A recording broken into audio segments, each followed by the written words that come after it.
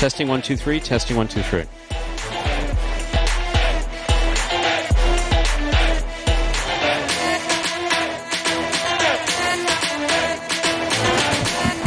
One, two, one, two, one, two.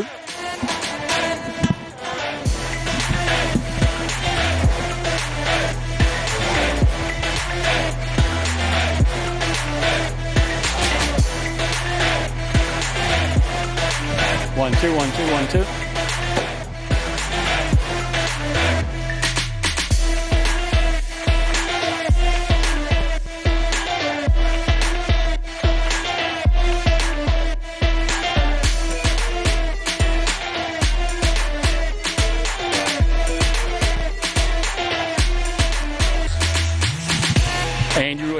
Andrew.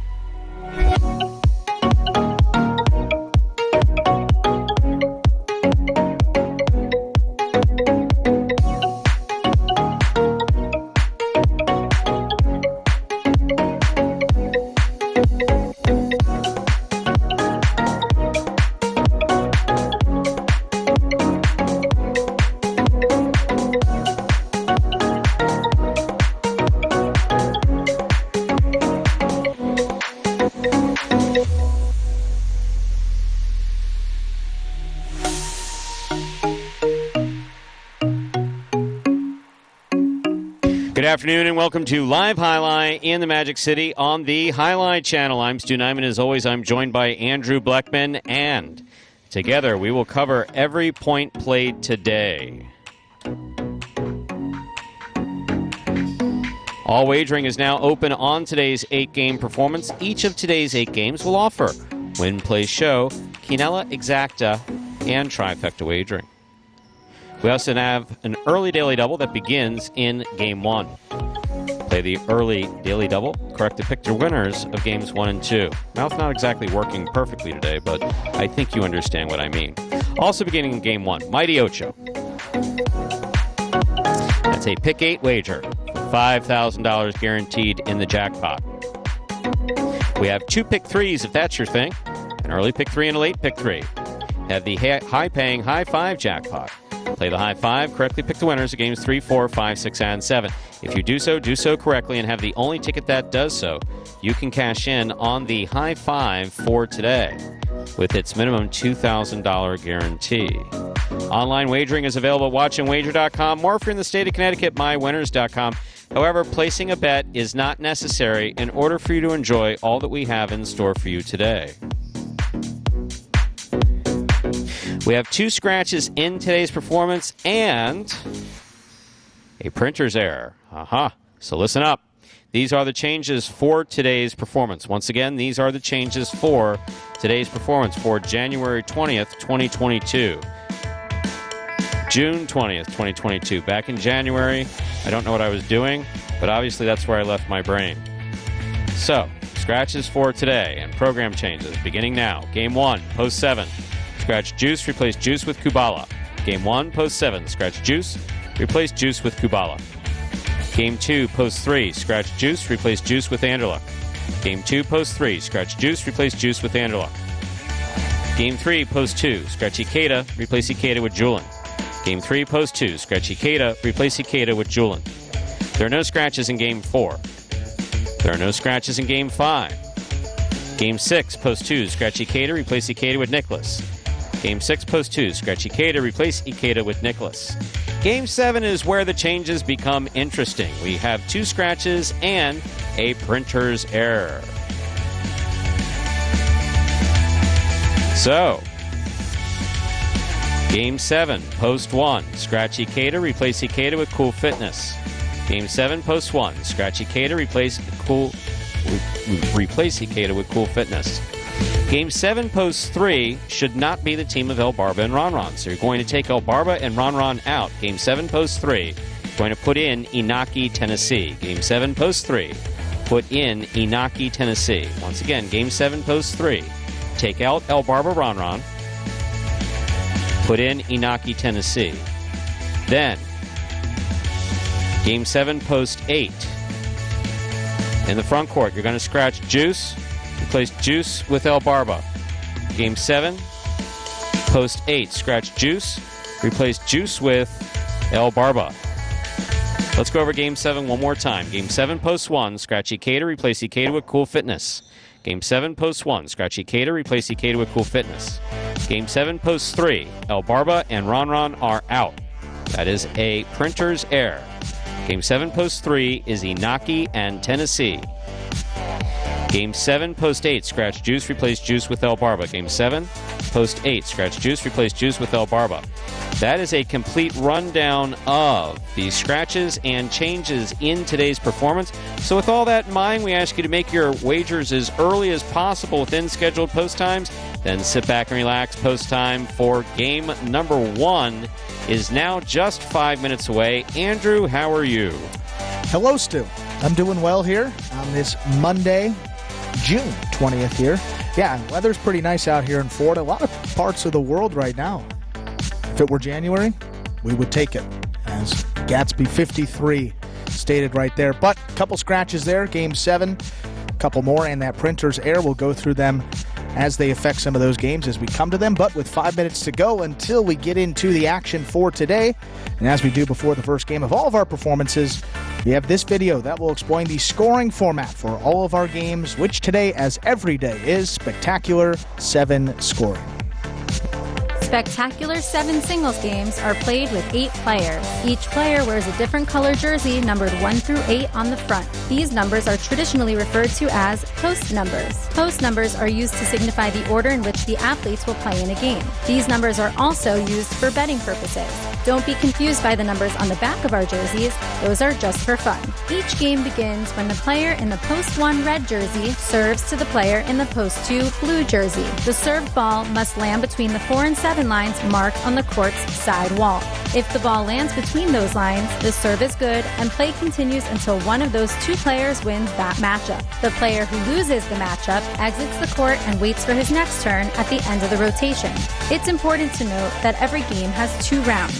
The first 7 matchups in a game make up round 1. Each matchup in round 1 is worth 1 point. Round 2 refers to all matchups that take place after the 7th and final matchup of round 1. The number of matchups in round 2 varies from game to game. And in round 2, each matchup is worth 2 points. The first player to earn 7 points wins the game. And we are back here now, just about 3 minutes away from game number 1. Look out there in that first game. There is a scratch, post 7. Scratch Juice, replace him with 25 Kubala. Game 1, post 7, Scratch Juice, replace him with Kubala. And Roland, no, not angry. Just lots going on this morning. There's 2 players who need license renewals. We have these scratches and substitutions. Today's payroll day. I mean, there's just a whole bunch of stuff going on. Well, Stu, why don't you get there a little earlier? Mind your own business. Including. So, no, but I do view the beginning of the performance as sacrosanct. That and scorekeeping. The 2 things that cannot be screwed up ever are scorekeeping and starting on time. It's not like, we'll start at, we'll start the performance at 101, 102. No. That gate opens and those horses go running out at that particular time. That's a good thing about this. You watch some other sports, they say, 7:30 is the start time, and then it's, 7:38 first pitch or tip off or whatever it may be. We say 1:30. It's 1:30. Ball's in the air at 1:30. And if it's not, maybe there's 1:31 and starting the chat as well. So I like to think not really German engineering, but more along the lines of Swiss trains. If I'm not mistaken, the Swiss train system is known for its extreme punctuality. Yes. Extreme punctuality. Is probably the better word there. So yeah, we like it to be predictable. We also want to make sure that you have all the information you need to handicap and make those wagers, and obviously that Game 7, there's a number of things going on there in Game 7 with 2 scratches and a printer's error. Just accidentally put the wrong team in. It happens. Just occasionally happens. Does Andrew take notes regarding these things? Oh, yeah. Andrew is someone who does not make mistake twices. Man, my mouth, talking today, I'm just off. Andrew doesn't make the same mistake twice. He really doesn't. I mean, despite my kidding around with him. That's lovely, Stu. One day you're going to retire. Yes. With your millions. That's not accurate. My grandfather changed his will, and I got screwed, so... Sore subject. So that's not the case. There was a time when I thought that there would be a few shekels in the bank. There's no question about that. And the family did well, and I worked pretty hard, but no. Nope. One little change. Anyway. Golly, 1:30 already? Please. Okay. Here we go. Gotta love First Andrew. serve, balls in the air, guys. That's what we said. With that, time to begin our first game. It is a spectacular 7 singles match, played to 7 points. Points double after the first round of plays. Serving in the red shirt at post 1 is Jedden. Receiving the blue at post 2 is Cool Fitness.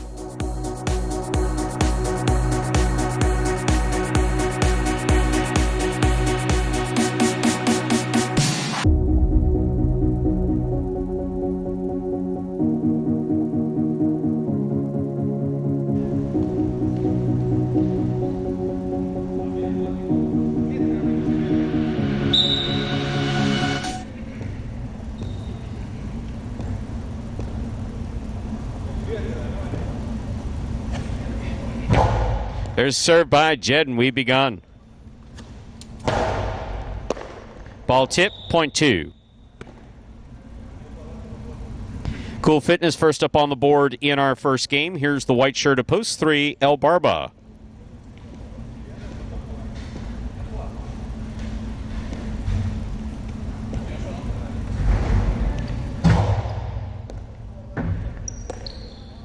Backhand by El Barba.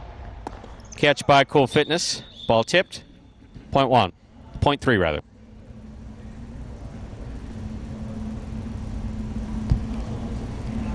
Three now serves the green shirt of post 4. Here's Tennessee.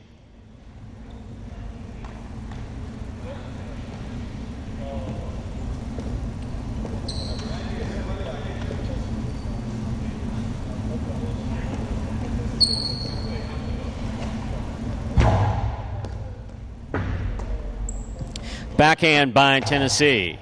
El Barba's there. Backhand.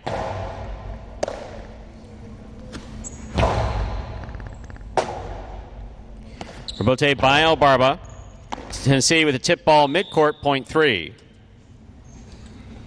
Black shirt of post 5 receives. Here's CRB.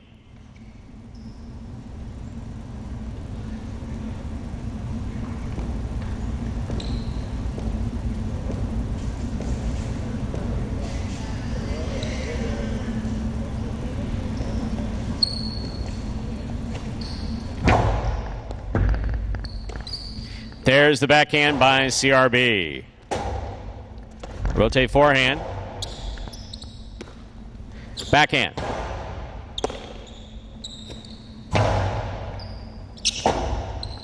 Rotate forehand by CRB. El Barba's there. Backhand. CRB from the 7 line. Nice backhand by El Barba. Rebote comes to the 9 line. Turned on the forehand of CRB. El Barba makes the catch. 2-all. Does not open up. CRB's on it. Low and hard to the inside. That will score. That's a well-played point by El Barba and CRB. Point 5. Yellow shirt at post 6. Number 30. Diaz receives.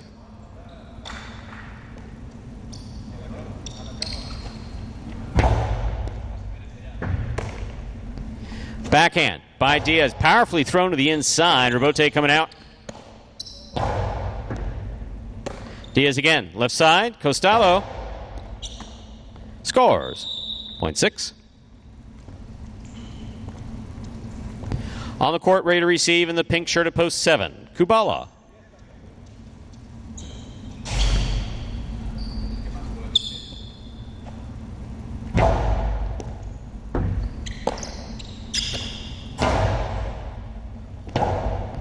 Rebote left side, into the pad. Point 7. Here now to complete the first round and receive is the purple shirt at post 8, Anderluck.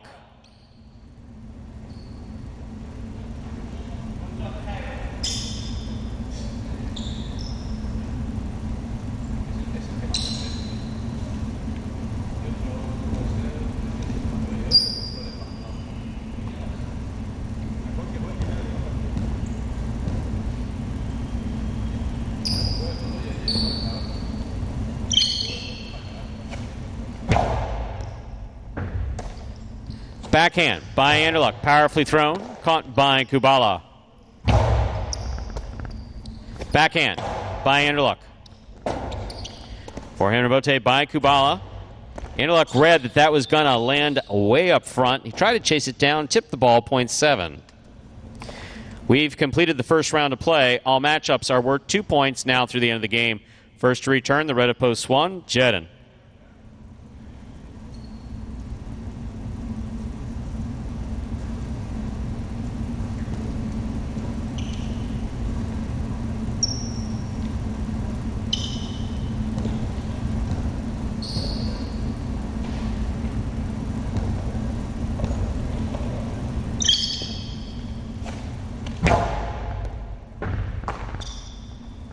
Backhand by Jed. Backhand by Jed.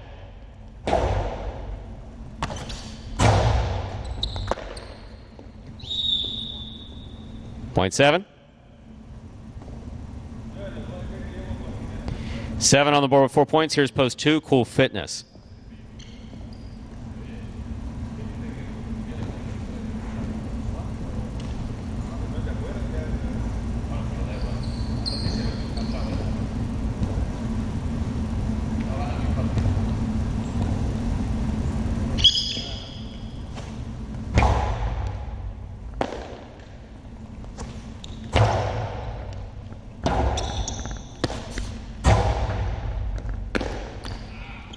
Point 7.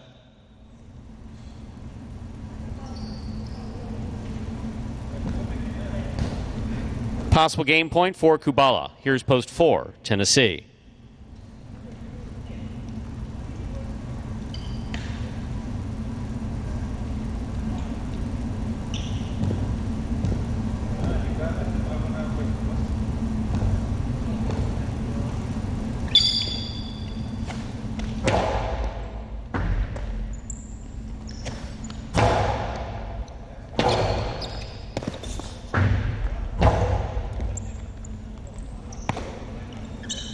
Powerful forehand by Tennessee.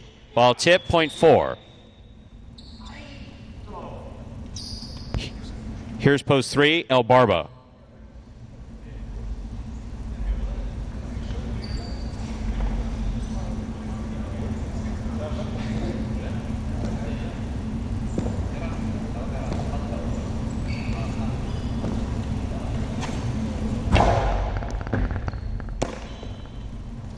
Point 4.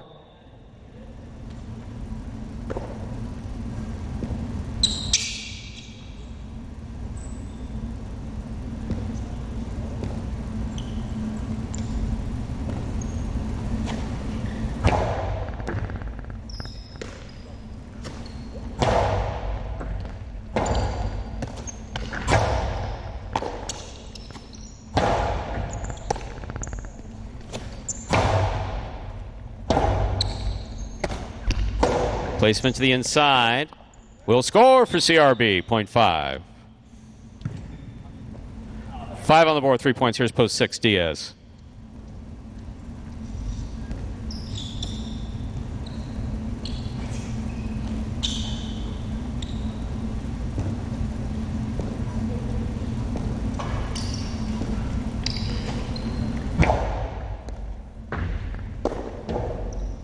Point 5.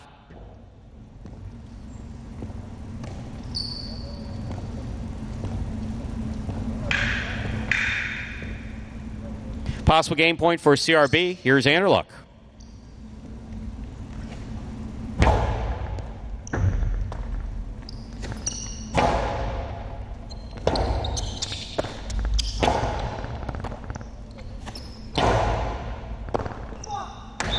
Point 8.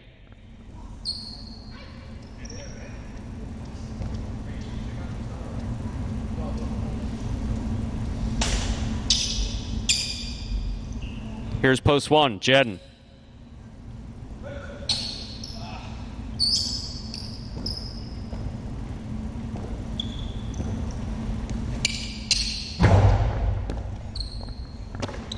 Here's Jedden, forehand. Jedden on the catch. Robote, fired.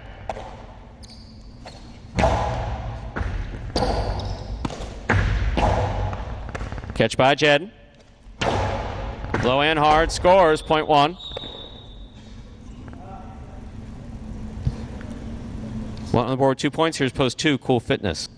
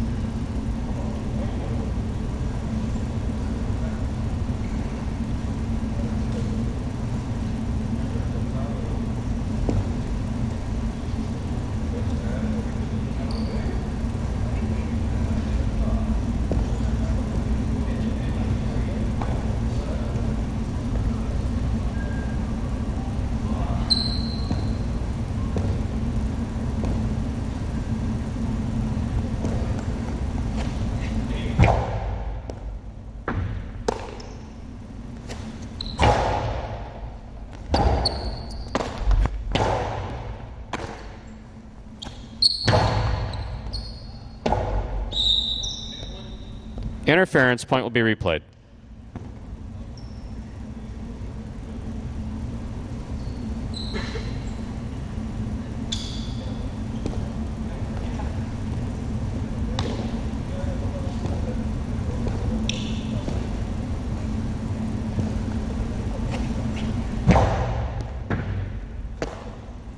Backhand by Cool Fitness.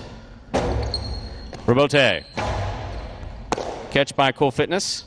Hard throw to the inside. Jen's there. Rebote forehand to the inside. Jen, left side. Backhand. Rebote by Cool Fitness. Jen to the outside. He's there. That's a great second effort by Cool Fitness, point one.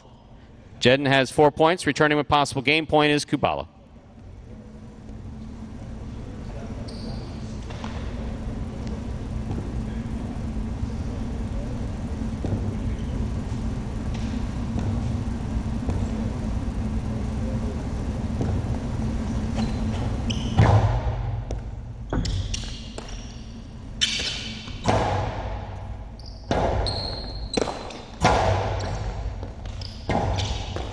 Rebote left side by Kubala. Catch by Jedden.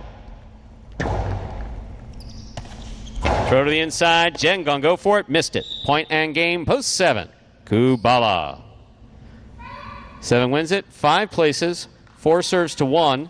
Say playoff for 3rd place.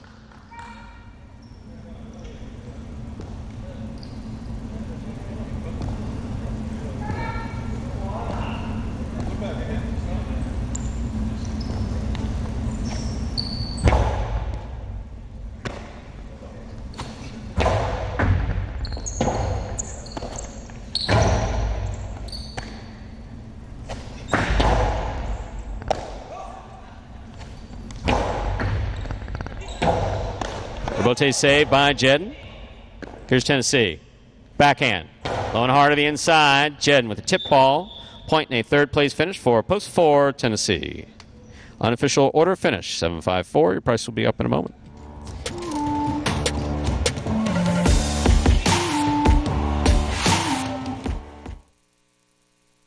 My favorite part about playing professional Jai-Alai is probably the free Gatorades and free waters. My favorite part about being a professional Jai-Alai player, when I play, my mind is so clear. It's really the only time that I'm able to focus on just one thing. It's very exhilarating and exciting, and I love exercise, and I love to be competitive. It just feels like I'm finally getting to do what I want to do every day. And there is Kubala picking up the win there, getting a substitute opportunity in our first game. That is Kubala's. Wow, already a 2nd win this week. That gives him a total of now 16 for the season. Breaks that tie with Jedden and Ikeda. He slides into a solo 6th place on the roster. 7-5-4, official order finish for game 1. Taylor Quinella 5-7, 48-20, trifecta 7-5-4, 581-40. Taylor wager on 7 to win, 920. Up next is game 2. It is a spectacular 7 singles match. Played at 7 points. Points will double after the first round of play. Here's Scratch, game 2, post 3. Scratch Juice, replace Juice with Anderluck. Game 2, post 3. Scratch Juice, replace Juice with Anderluck. Post time for our second game is 7 minutes away. Good luck.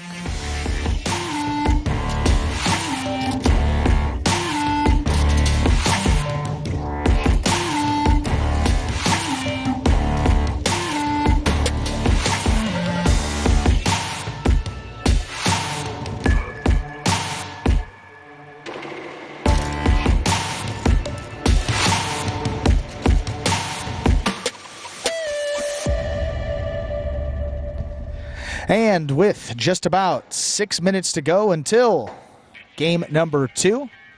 And for any new Jai-Alai fans maybe joining us here for the first time, we'll take a look at this video that explains in simpler terms how Jai-Alai is played. The main rule of Jai-Alai is simple. Players must catch and return the ball in one fluid motion. Sounds easy enough, right? So how do you win? You can win a matchup simply if your opponent overserves, underserves, or serves the ball out of bounds. On the flip side, your opponent wins the matchup if the serve is so good that you fail to catch and return the ball to the front wall. If your opponent fails to catch the ball before it bounces twice on the ground, or if your opponent's cesta makes contact with the ball but doesn't catch it, then, in both of those cases, you win the matchup. You can also win a matchup if the ball bounces around in your opponent's cesta during an attempted catch. This is called juggling, and it's illegal in Jai-Alai. Another way to win a matchup is if your opponent throws the ball and it lands out of bounds on its return from the wall.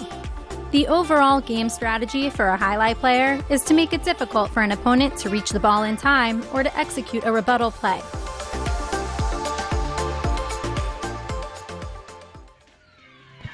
And we are back here now, 4 minutes away from our second game, and You know a what? lot of chatter going on. Keck hasn't gotten that. Keck did fine, and I don't accept jokes at the. I don't accept mean-spirited jokes. Let's put it that way. So Keck, I know you've behaved for a long time, but believe it or not, oddly enough, Diaz's video, if I'm not mistaken, Andrew, correct me if I'm wrong. We have a number of people in the chat there that say, yay, time for the Diaz video. And it doesn't happen a lot. But that's the way the program's designed. Has some really good players, has weaker players.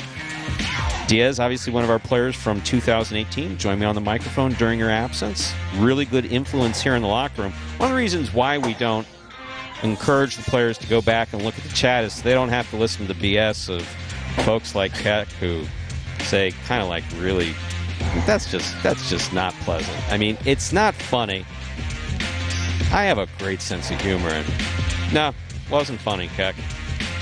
Drag your ass out on this court. You go up against him, and I think did Keck say that he played at one point? No, I don't know if... I remember a couple people want to say, "Look, Ernesto gets full credit. Ernesto talks schnitt every now and then, and truth of the matter is, Ernesto's brought himself out here, and I have credit for that. I'm not going to criticize Ernesto's performance out here. Ernesto came onto a new court. He gave it a try. Good for him. Absolutely good for him. And Ernesto's going to tell you he can't beat Diaz right now. Oh, no, Ernesto, it's not getting to me. It's really, I have to be consistent. Anytime I read anybody write something negative about Juice or Diaz or Cool or any of the guys who basically come out here and try, I've been doing this for 5 years, they don't necessarily, what's its name? Now you see, this is where you and I get along real well, Keck, because, I wouldn't make a trip anywhere to see anybody anyway. Oh, you would like to meet everybody? Right, he says, come down to Miami, and I'd like to meet everyone. So, Ernesto, you didn't suck. You came out here. You at least gave it a try. In fact, one thing that I think I reluctantly admitted to is that even I started practicing again after so many years. Very much so. Once a week. This last week. It's the only week that I've taken off. Yeah, oddly enough, the 1 week I was going to show, Stu's like, screw it. We're not doing it. It really had nothing to do with it. I promise you, it had absolutely nothing to do with you. Yeah, the court and the ball and everything makes an absolute... Keck, would you get a warm reception? Oh, absolutely. No one... Ernesto was rough on the program, and what did we do? We went, a group of us, Andrew, myself, Anderluck, Douglas, Benny, we went to North Miami to meet him and to see him throw the ball around.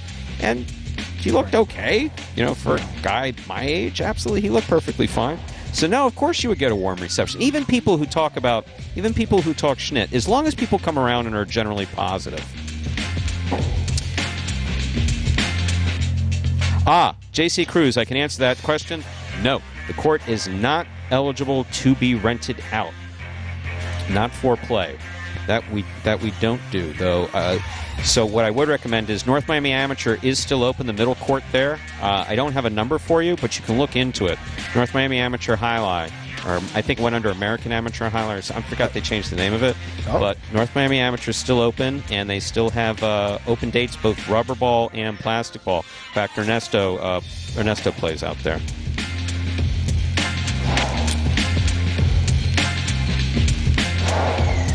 Fine. 0 minutes, time to go. Yes. Game number 2. We're ready to begin our second game. It is a spectacular 7 singles match. Played at 7 points. Points double after the first round of play.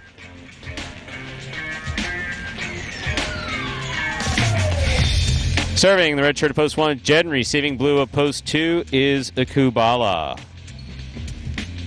Yeah, Keck, sometimes they come off a little aggressive. If you weren't being aggressive, I didn't mean to be aggressive in return. Sometimes I can be really bad. I had to give an apology note once, believe it or not. I did, a whole apology email. Judges.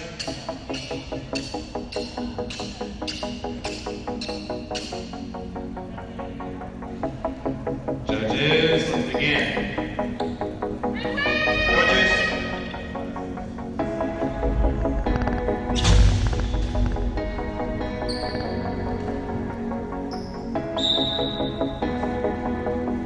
Serving red shirt of post 1, Jed, and receiving blue of post 2, Kubala. Jed serves, we begin.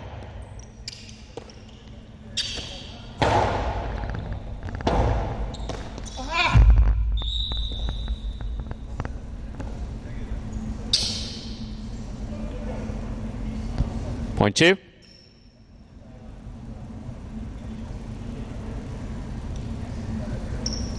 Two now serves the white shirt of post 3, Anderluck.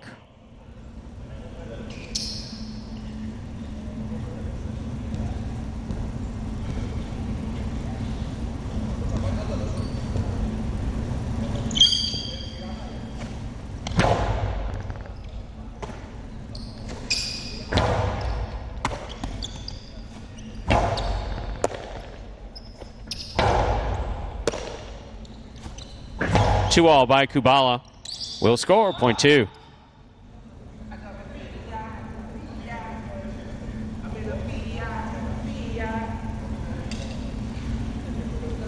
Green shirt, post 4. Cool Fitness receives.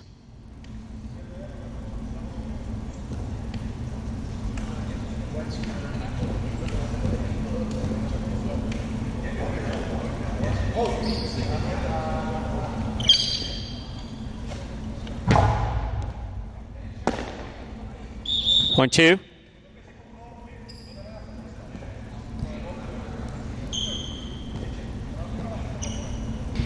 Black shirt at post 5, CRB receives.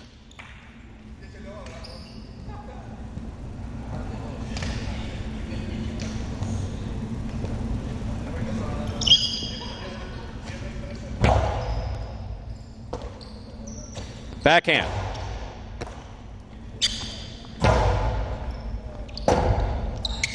Bote save. Two all by Kubala scores, point 2. Two on the board with 4 points. Here's post 6, the yellow shirt, number 30, Diaz.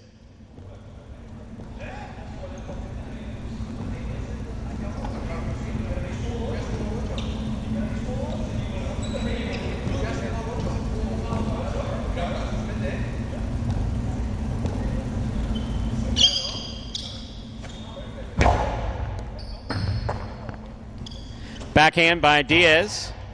Catch by Kubala.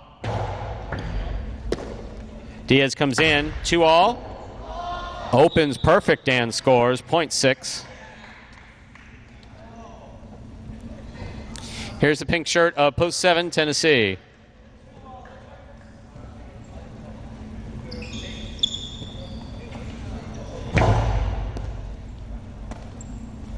Backhand by Tennessee, powerfully thrown. Robote left side, 2 all, big bounce. Scores, point 6. Diaz with a second point. Here now to complete the first round and receive. Purple shirt, post 8, El Barba.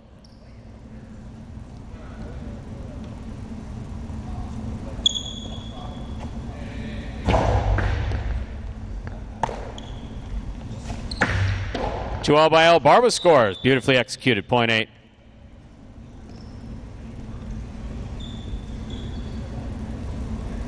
We've completed the first round of play. All matchups rather, are now worth double.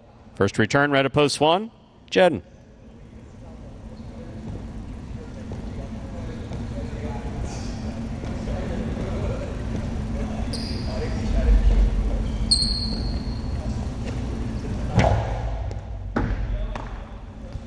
Backhand by Jedden. Hard throw to the inside. Here's El Barba. Robote forehand with a light touch.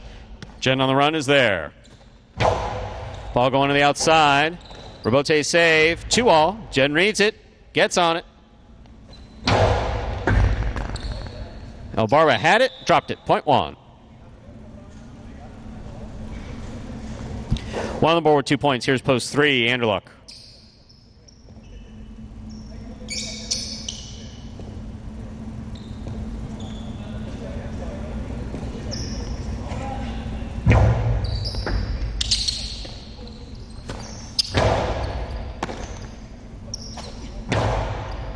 Scoop by Anderluck. Drop shot.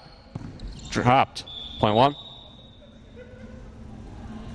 One on the board with 4 points. In this matchup, we have Jedden serving to Cool Fitness.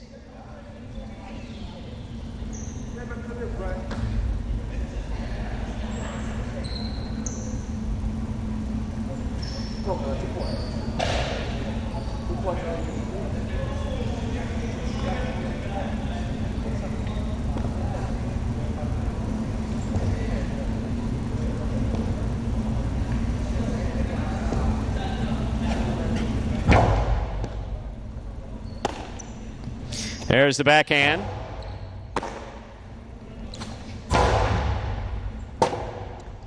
Cool Fitness reads it well. Mr. Robote, point 1. Possible game point for the red shirt at post 1. Jedden trying to stop him, and the black shirt is CRB.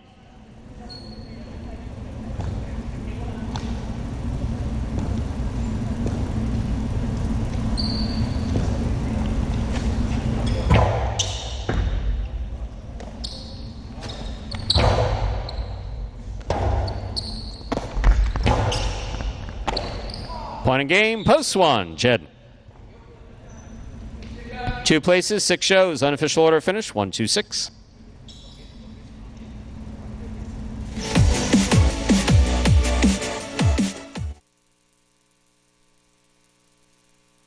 My favorite aspect of the game, winning. I don't necessarily think football helped me learn how to play highlight because it's 2 different sports. But what football did was give me the discipline to come in every single day and work on my craft.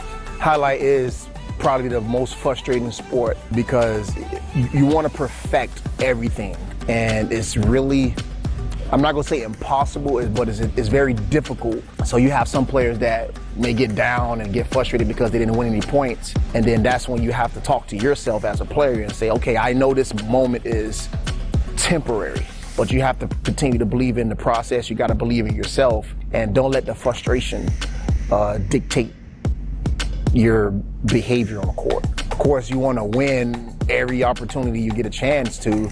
Realistically, that doesn't happen, but winning, it validates the hard work. The one thing I want to accomplish is be the best player I can be. And Jedden also picking up his second win this week. He and Kubala cleaning up some of these earlier games. 16th win for Jedden puts him in a tie there for 6th place with Kubala. 1, 2, 6. Official order finish for game number 2. Early daily double, only daily double. 7-1, $54.40.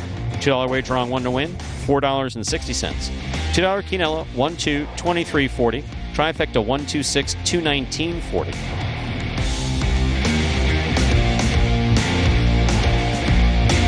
Up next, Game 3, Spectacular 7. Singles match, played to 7 points. Points double after the first round of play. Game 3 does begin the high five for today. Let's go over the high five scratches. Game 3, post 2, scratch Ikeda, replace Ikeda with Julin. Game 3, post 2, scratch Ikeda, replace Ikeda with Julin.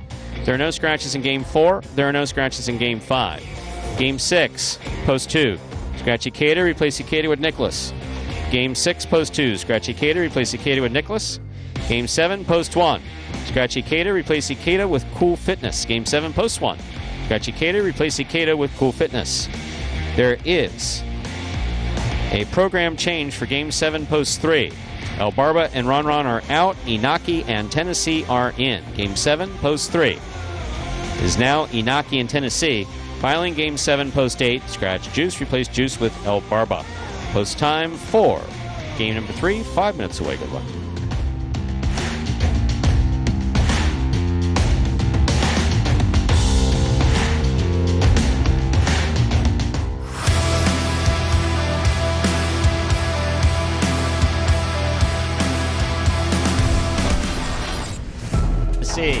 Backhand hard to the inside. Ron is there.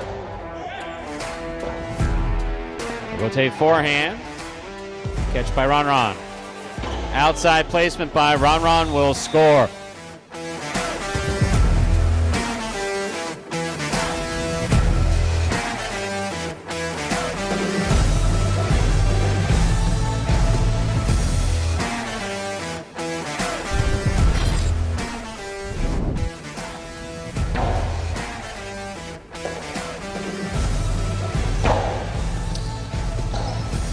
Rotate left side, diving save. What an effort by Anderluck to keep the point alive.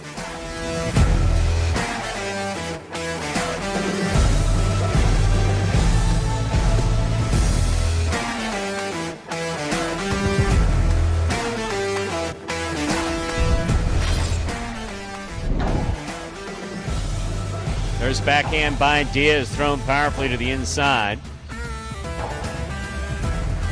Diaz goes up the wall, comes down with the ball, throws a carom that scores.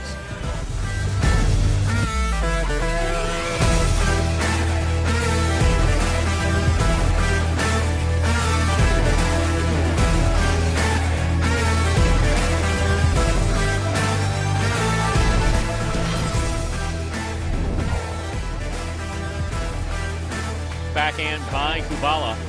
Excellent catch by Bueno behind the 10 line. Rebote 2-all. Scores.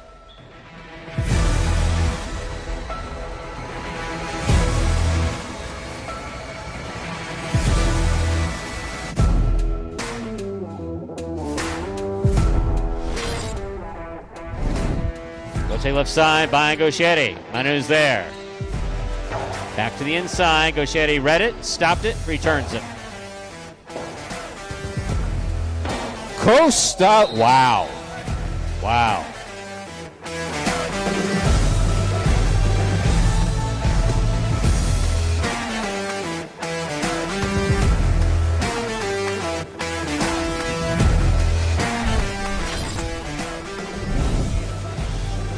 Penny from the 10 line. Backhand to the inside. Goes wall to wall. Rebote comes out to the 5 line. Turned on the forehand of Ikeda. Scoop by Ikeda.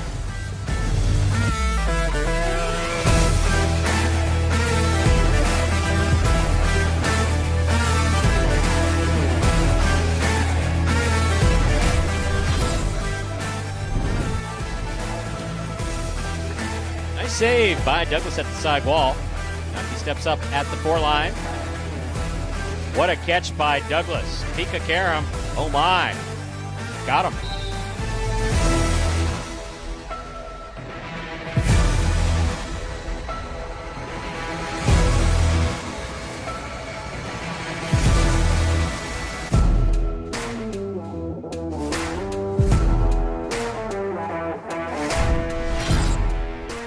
One-handed grab by Julin on the left side.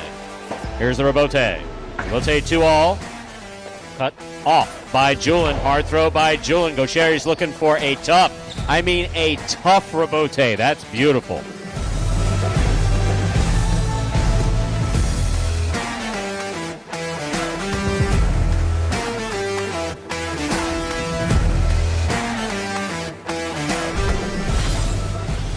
To the inside. Manu, Rebote left side with a light touch. Here's Douglas. Powerful forehand by Douglas. Rebote forehand carom by Manu. Wow.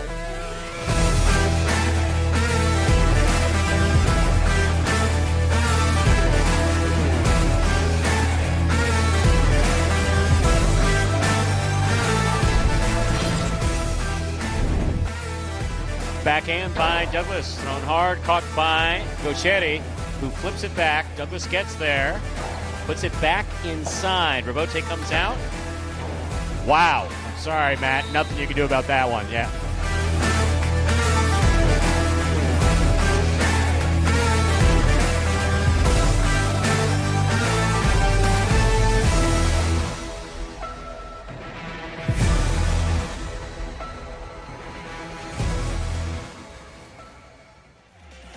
Those were the top 10 plays from May of 2022. That brings us right up to the start of this third game, and that high five for today. Good luck.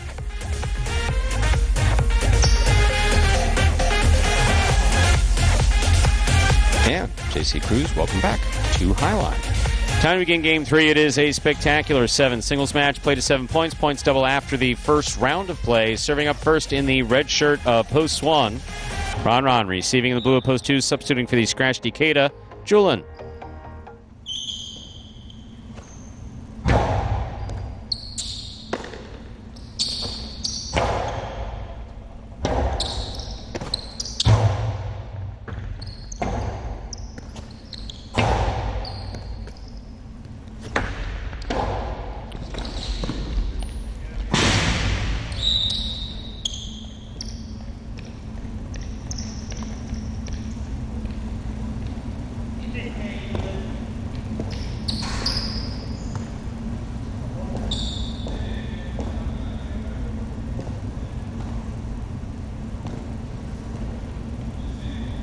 White shirt of Post 3 receives. Bueno.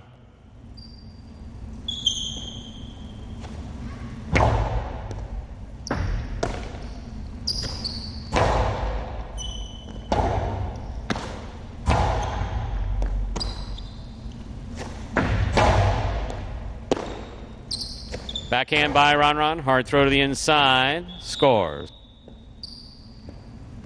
Point 1.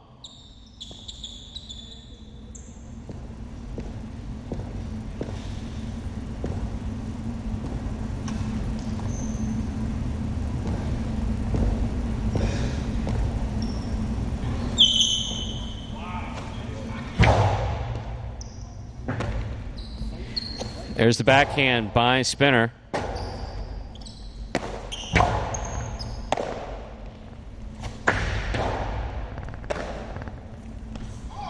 Point 4.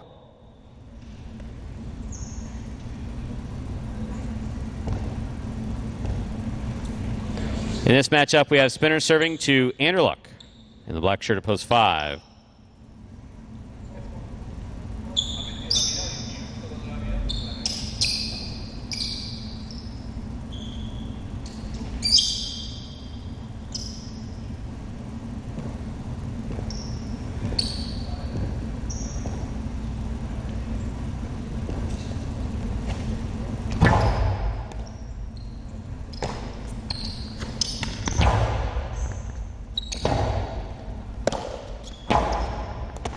Scoop by Anderluck. 2-all stop by Spinner.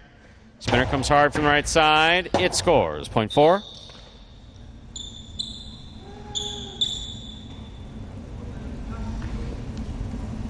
Yellow shirt of Post 6 receiving. Aratz.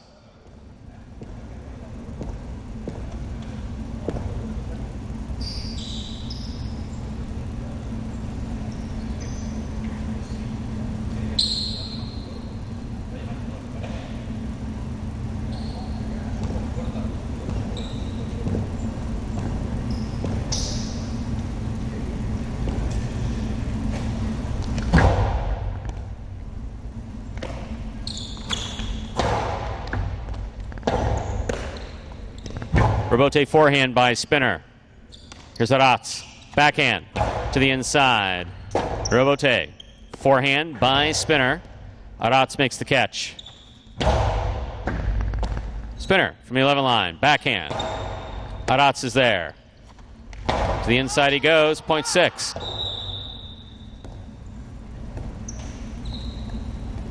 Here's the pink shirt of Post 7 worn by Ben.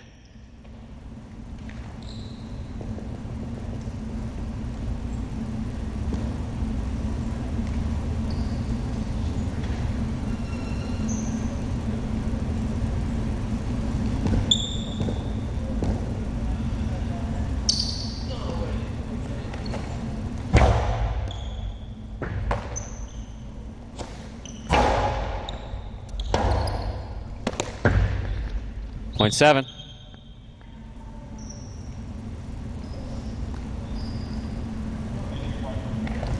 Seven on the board with 1 point. Here now to complete the first round and receive. Purple shirt of Post 8 is Robin.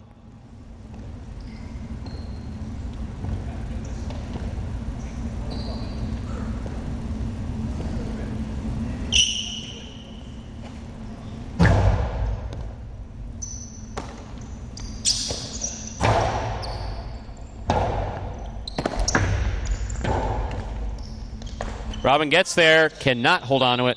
Point 7. We've completed the first round of play. All matchups are worth 2 points now through the end of the game. First to return, blue of post 2, Julin.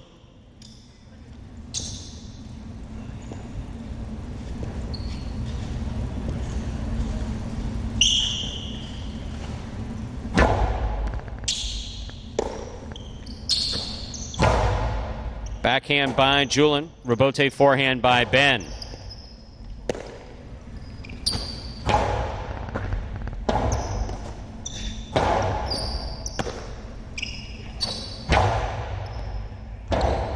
Point 2.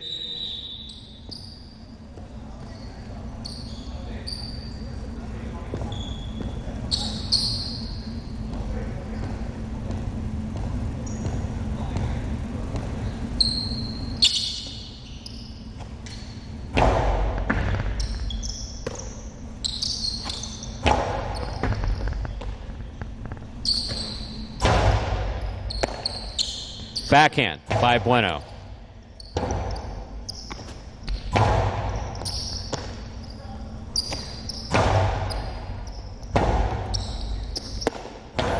Hard forehand rotate scoop by Bueno. Hard throw to the inside. Julin's there. There's the backhand.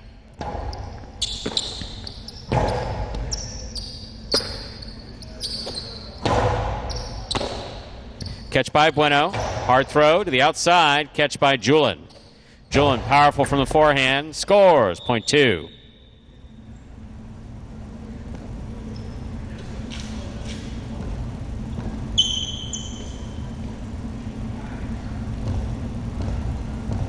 Here's post 1. Ron.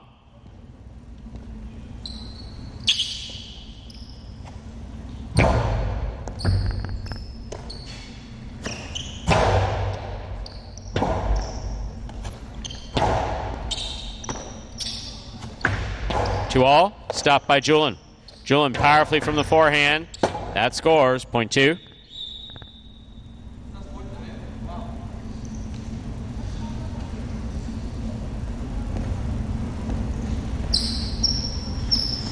Black shirt, post 5. Anderluck. Possible game point for Julin.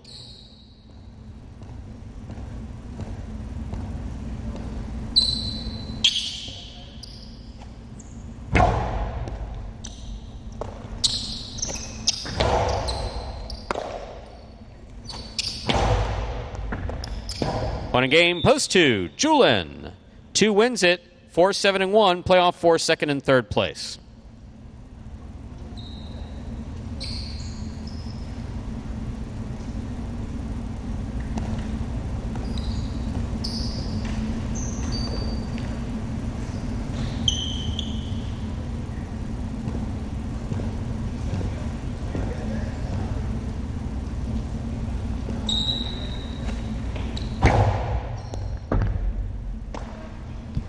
Backhand by Ben.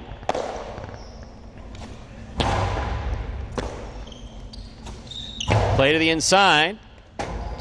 Rebote forehand.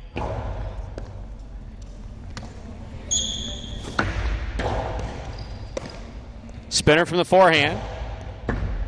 Scores. Point 4. 4 on the board with 4 points. Here's post 1, Ron.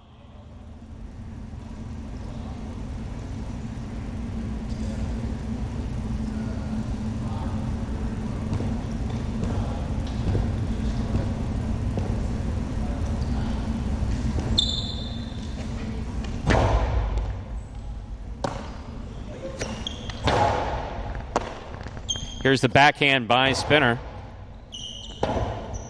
Rebote forehand by Ron. Spinner's there, winding up. Placement to the inside, read and stopped by Ron. There's the backhand. Spinner, forehand rebote to the inside. Ron's there, backhand to the inside. Midcourt, rather. Rebote left side, into the pad, and the pad is bad. Point 1. One on the board with 4 points. Serves to post 4. This is for place and show.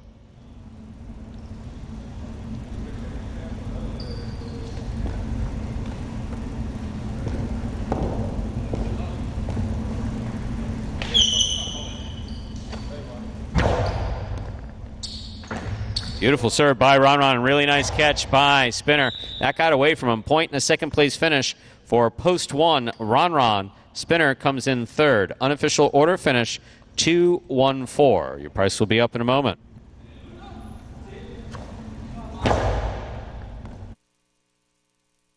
For me, the best aspect of being a Jai-Alai player is to meet different people in the rooster and to get along with new friends or with new players. I started playing Jai-Alai since I was a child because my parents, my grandfather, my uncles, everyone used to play Jai-Alai. I think Jai-Alai is fun, very fun. Yeah. And my advice not to get frustrated is to know that when you fail a point, the next point is going to be better. So my goal in this season is going to be injury-free, and I will love to have a great experience and enjoy playing Jai-Alai and make new friends and enjoy with the rest of the players in the rooster. Like this? Yeah.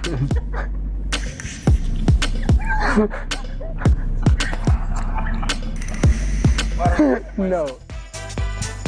And folks, there is Julian substituting for Ikeda in this third game and getting it done there out of the 2-post for Julian. That is his first win this week.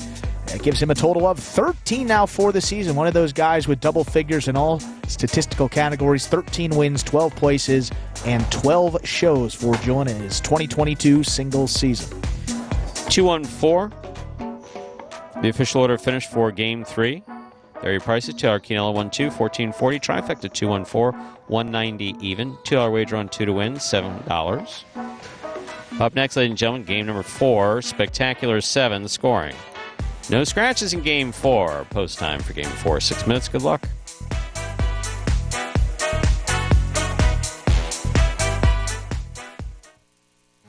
You're a sportsman, aren't you? Sort of. You like highlight? I like the way it's spelled. Me too. Yes, with a J. How'd that get in there? I can handle your workload without any help. Andy Glam, former J. Crew employee.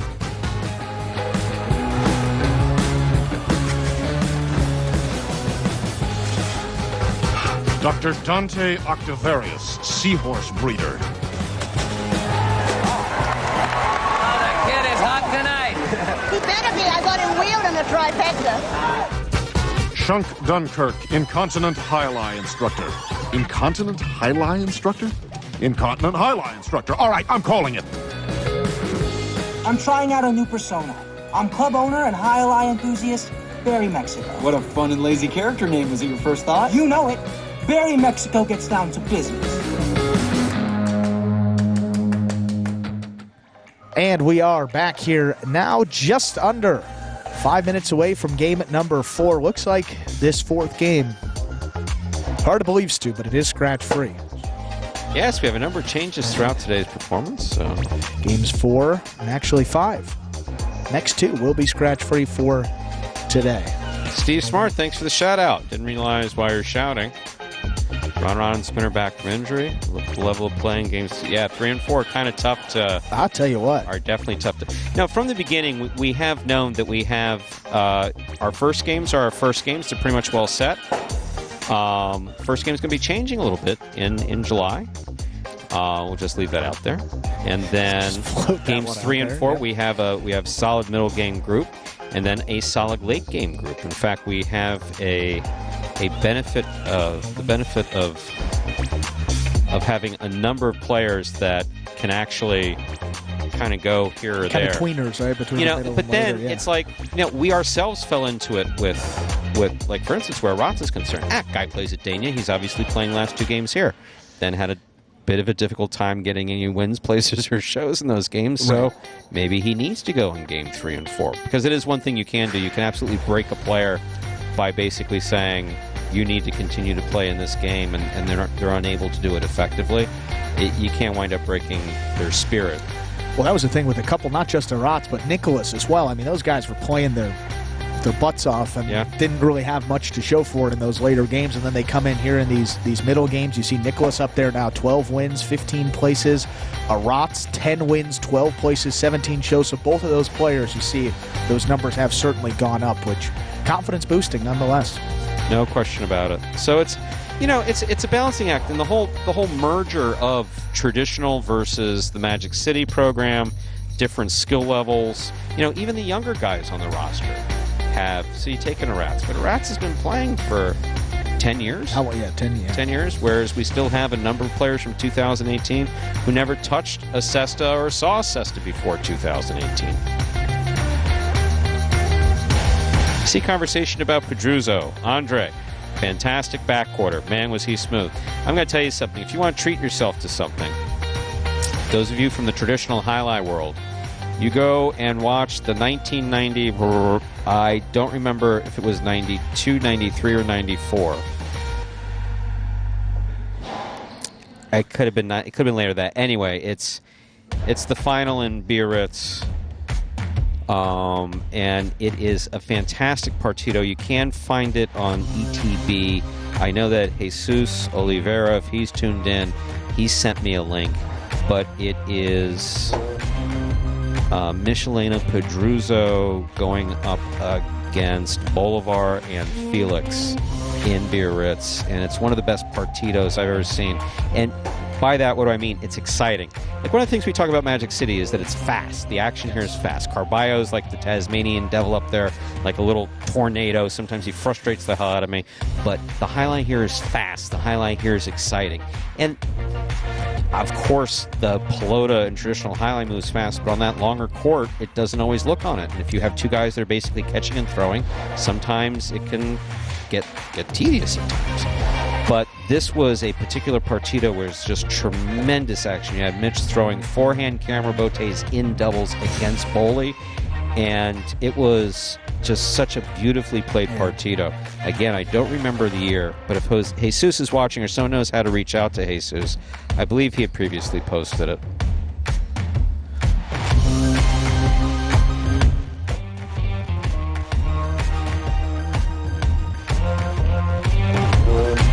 Man, with just under a minute to go until our fourth game now. See that comment rolling in here. Well, actually a little bit different in the payout structure with those early, middle, and even late games. Certainly do have to do a little bit more, a little tougher competition in those late games, so that is compensated accordingly. I think Steve M nailed it right on the head right there. 4, 6, and 8, 1, 2, 3. Those are how they are grouped, and structures in those games are the same. But a little more for those late games, as you mentioned, absolutely correct. I mean, you see they're tough to play against those guys, tough to win those games, to play some tougher points, and certainly should be rewarded for it, and they are.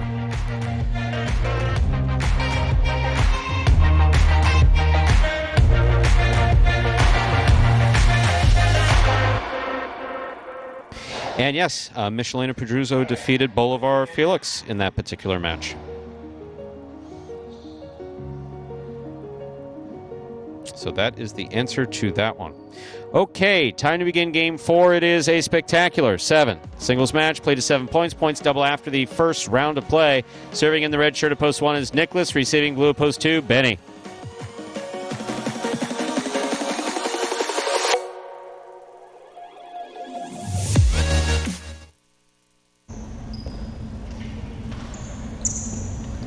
Thank you for that, Ernesto.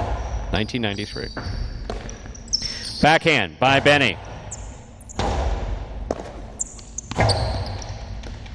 Catch by Benny. Benny from the forehand. Rotate left side by Nicholas. Benny's there. Benny with a 2-all that opens wide and scores. That was beautifully played. Point 2.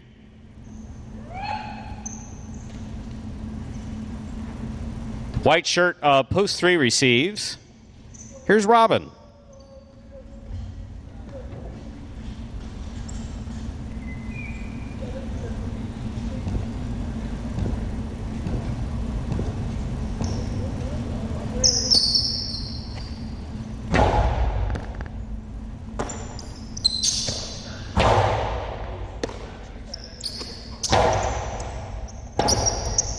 Robote forehand.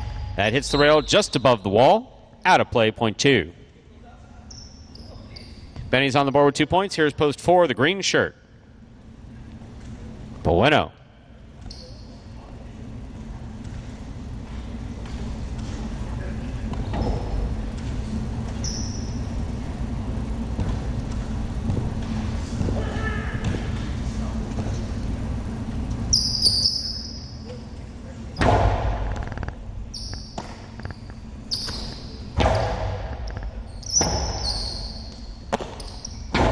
Rabote's off the court. Point 4.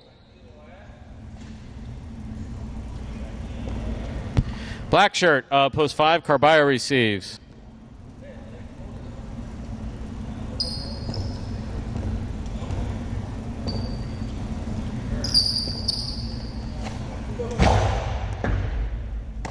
Carballo from the forehand, powerfully thrown. Bueno's there. Backhand to the inside. Rabote, forehand by Carballo. Bueno's there. 2-all by Bueno, opens and scores. That was beautiful. Point 4. Yellow shirt at post 6. Here's Spinner.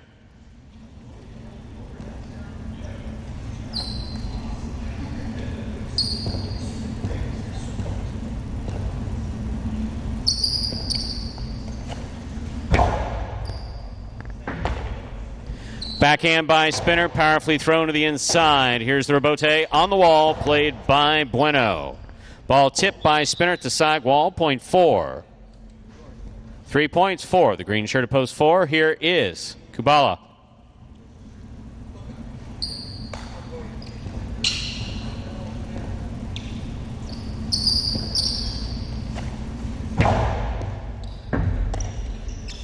Backhand by Kubala.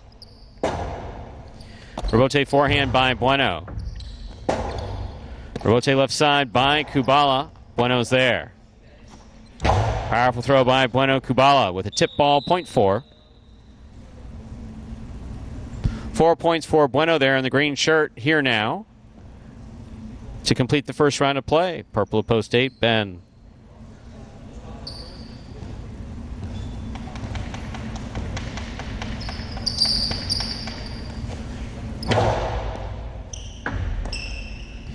Backhand by Ben, powerfully thrown to the inside. Here's the rebote. Rebote left side. It's a 2-all. It's out. Point 8.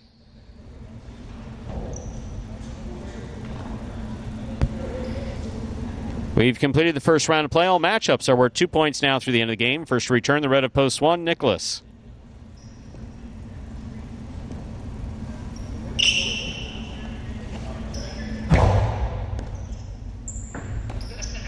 Backhand by Nicholas.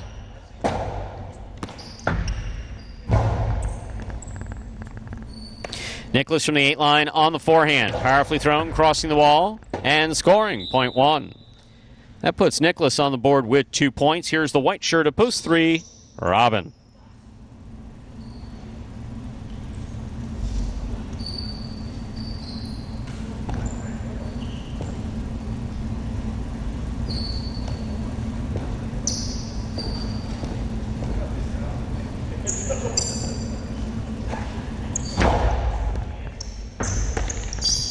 Backhand by Robin, powerfully thrown. Rebote.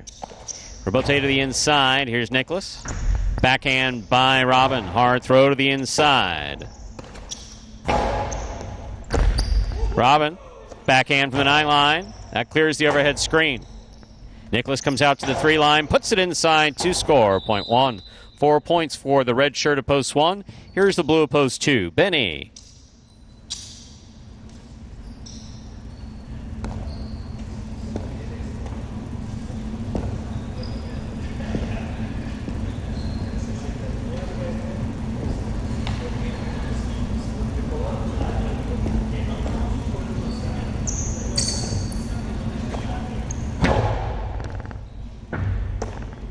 Backhand by Benny.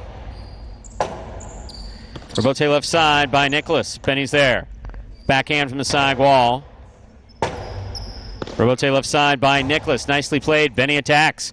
Winds up. Rifles it outside. Nicholas makes the stop. Hard throw. Passing Benny to score. Point 1. Possible game point for the red shirt of post 1. Nicholas. Trying to stop him is Carballo.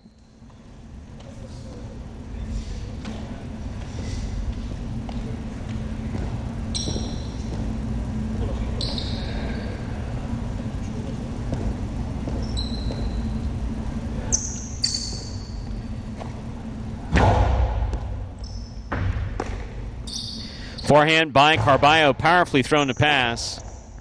Rebote at the side wall, thrown to pass. Rebote for Carballo. Here's Nicholas. Backhand. Rotate forehand. Nicholas makes the catch. Backhand. Low runner to the inside. Rotate forehand just above the pad. Nicholas is there. Backhand.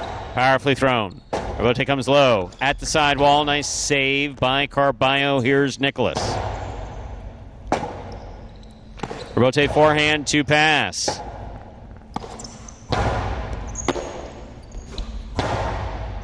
Scoop. Backhand.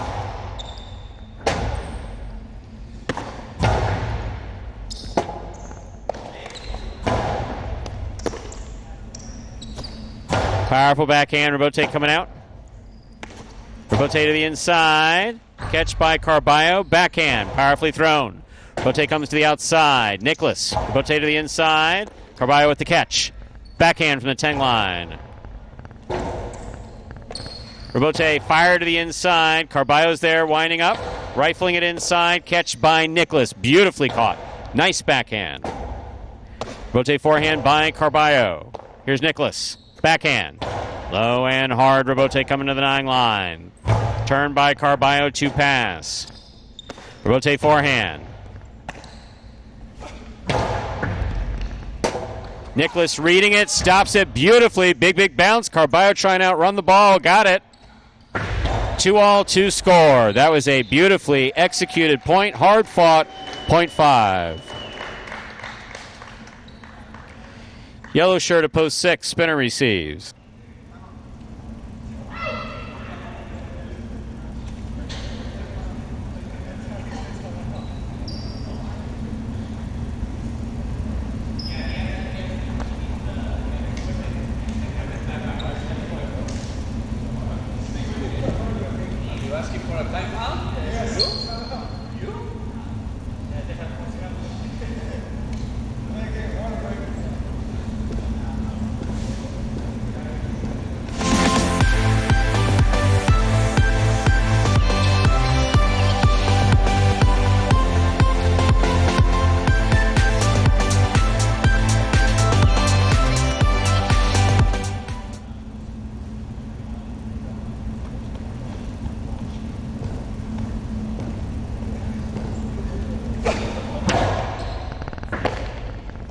.5. 5 on the board with 4 points. Here's post 7. Kubala.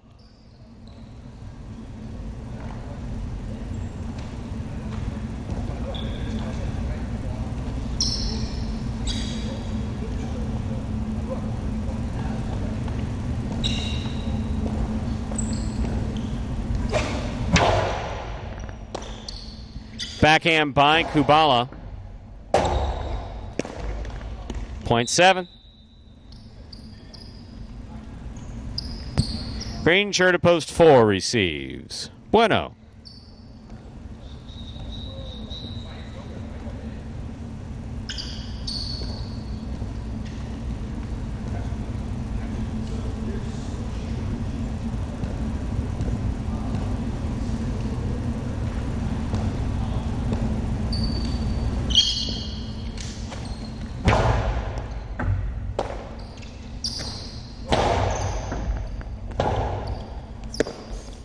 .4. Possible game point for the green shirt at post 4. Bueno trying to stop him. Ben.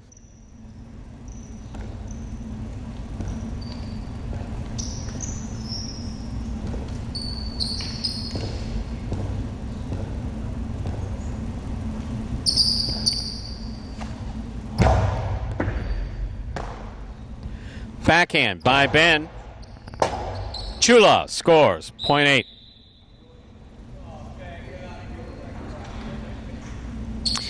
Play continues again. 8 on the board with 3 points. Serving to the 3 post. Here is Robin.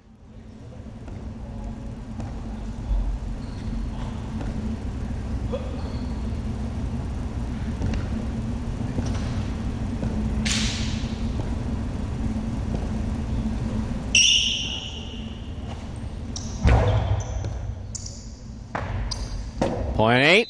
Possible game .4. Post 8. The purple shirt. Ben trying to stop him. Benny.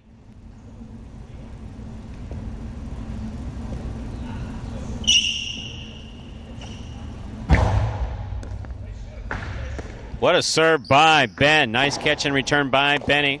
Ben's there on the catch. Hard throw to the inside. Scoop attempt missed. Rebote to the inside. Ben's there. Backhand from the 11 line. Benny on the rebote. Catch by Ben. Drop by Ben. Point 2. Possible game point for the red shirt at post 1. Nicholas, he receives.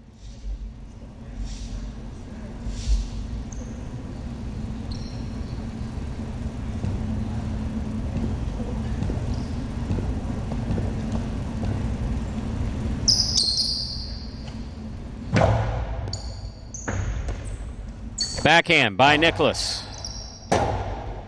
Rebote forehand by Benny. Off the court, out of play. Point in game, post 1. Nicholas, 4 places, 8 shows. Unofficial order finish, 1-4-8.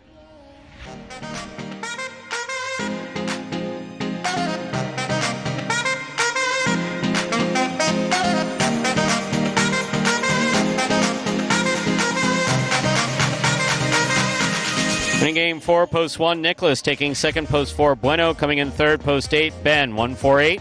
The official order finish, 4. Game number 4, there are your prices. The early pick 3, 1-2-1, 3 of 3 numbers, 162.40. $2 wager on 1 to win, $9.80.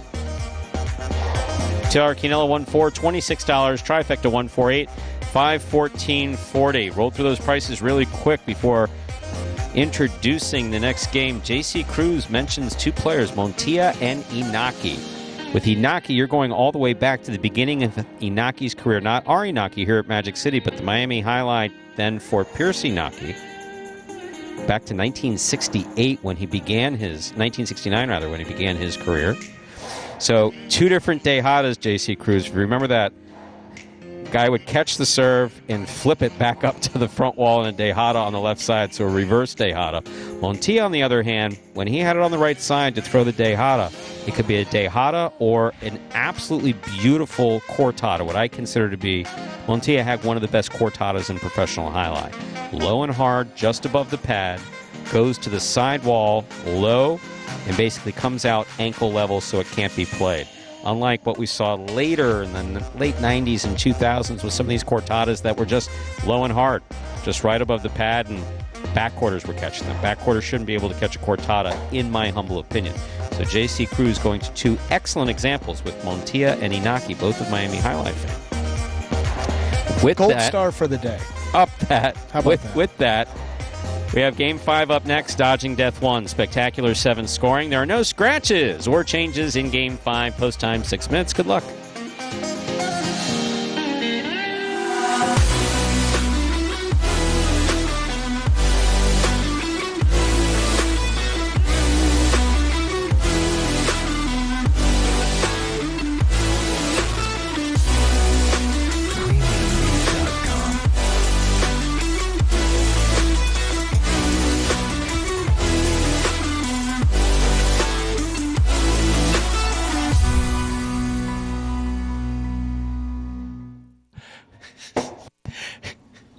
And folks, sorry about that. That is Prize Picks, one of the leaders in daily fantasy sports, and you can take advantage of their special incentives right now for signing up in addition to playing some daily fantasy highlight. All you have to do, go to prizepicks.com and type HI. That is Jai into the referral code field when you do sign up. And if you make a $100 deposit in your betting funds, Prize Picks will match it and put another $100 into your account just like that. You all know it does get even more interesting because if you send us a picture of your computer or phone screen as proof they use that referral code HI at sign-up, well, you're also going to qualify to get a double cash prize. That's right, we'll double your cash prize if you win a week of the Highlight Channel's Fantasy Highlight Game in the 2022 season. So, it is as simple as that. Just sign up at Prize Picks. Use that referral code HI when you do so. Most importantly, can't forget, take a picture of that sign-up page where you can see the referral code field with the word HI typed in. Go ahead and send that photo to info@thehighlightchannel.com, and that photo only. If you do that, you'll automatically qualify to get that double cash prize plus that $100 bonus deposit match to get you started on Prize Picks. So it's a win-win, Stu. Sign up at Prize Picks. It is Prize, PICKS.com today.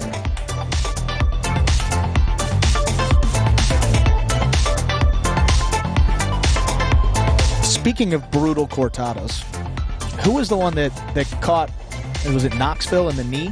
Or one of those, it wasn't Benny, was it? Benny Black? Actually, one of the people that did the throwing in the famous episode of... This, we're referring to the Jackass... Of the Jackass episode is actually on our headset. Oh, my God. Wow. Adam, I totally blew it. Apologies. No one can hear you in the chat, but if I'm not mistaken, who hit Knoxville? Was it you? You hit Knoxville in the ass. And then who hit it? But who? Fernandez hit him in the leg. The leg one. The one where where he went down. Yeah, it looks like it's a V. Yeah, it's like your leg's not supposed to bend that way. But we've told this story a couple times. I do remember that once the releases were signed, the then owner basically came out and said, "Let him rip. let him rip. Let him rip." That's right. So, folks, don't worry. You can't see him because he's been here since the beginning. And I think I saw Adam last year, maybe. Adam rarely sticks his head up. But camera action, none other than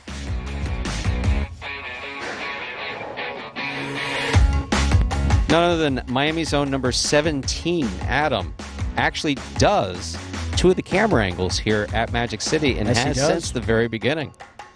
Now, you might ask, hey, does he ever come up and practice? Nope. Does he ever come up and watch? Nope.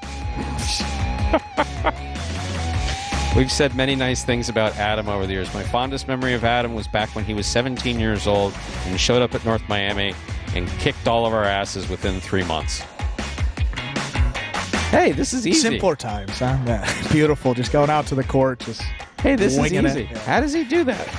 He was the Douglas of his time. You said it came just so naturally to him. He was absolutely beautiful to watch. The last American player that I saw take to highlight the way we saw Douglas take to highlight was Adam in 1986, 87, whatever year it was. Absolute statement of fact. Well, how about a little bit of the doubles action for today? Game number 5 coming up in just about 2 minutes. Bryanton, Game 5 is wrong, showing singles players and doubles teams.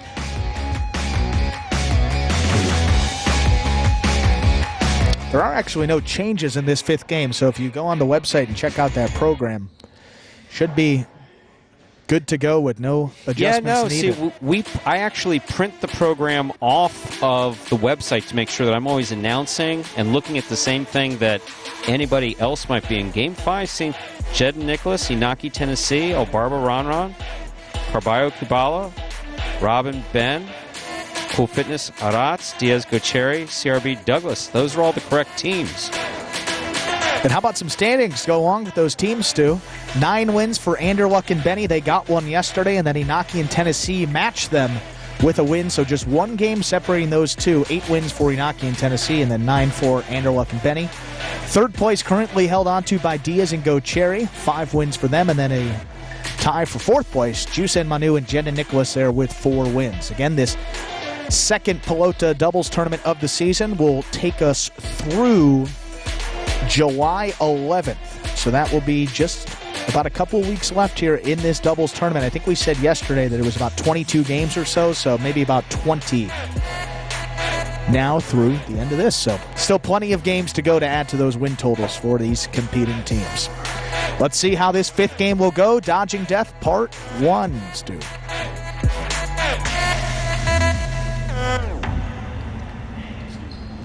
We're ready to begin Game 5, or as we call it around here, Dodging Death 1. A spectacular 7 doubles match, part of the Doubles Championship Series here at Magic City. Highlights serving, and the red shirts of Post 1, Jedden and Nicholas. Receiving in blue, Post 2, Inaki and Tennessee.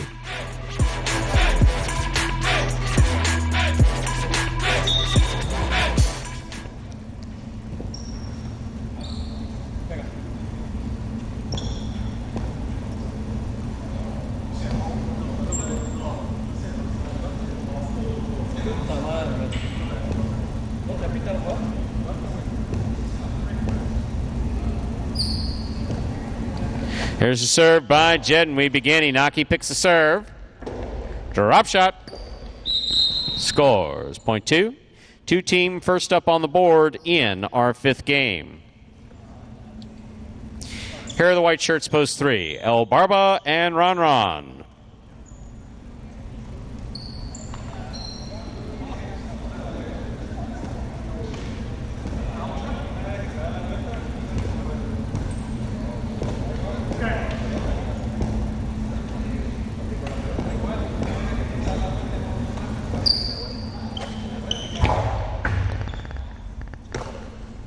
There's the backhand by Ron.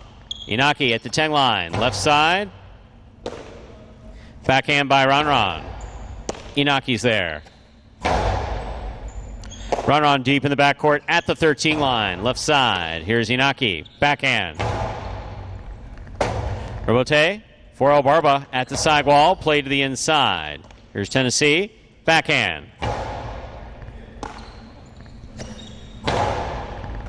Excellent catch by Inaki. There's the backhand. Robote left side to the inside. Inaki's there. 2-all. Split placement. Stopped by Ron. Ron, powerful forehand. Tennessee, fine catch back at the 12 line. Catch by El Barba. Backhand. Robote coming out. Robote forehand by El Barba to the inside. Inaki's there. Drop shot. Will score. Point 2. 2 on the board, 2 points. Here's post 4. The green shirts receive Carballo and Kubala.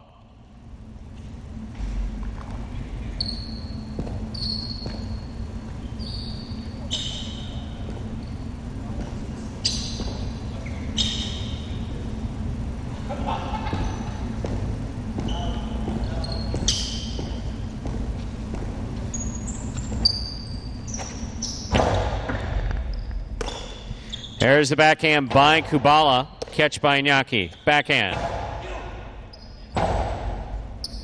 Robote forehand by Carballo. Tennessee on the catch. And the drop. Point 4.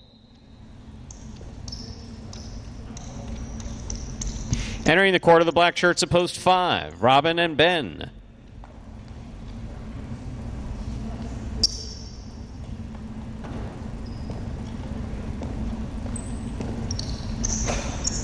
Powerful serve by Carballo. Well caught.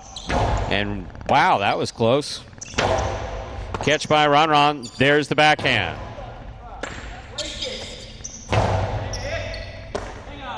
There's the backhand by Ben.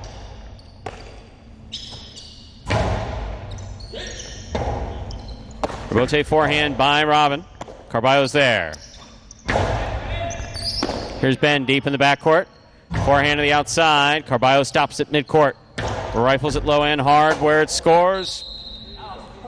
Kubala, that was nice jumping there. That was really close. Carballo almost got hurt. Kubala, rather. Very nice. Point 4. Don't hit him. You need him. Here are the yellow shirts of post 6. Cool Fitness and Arats.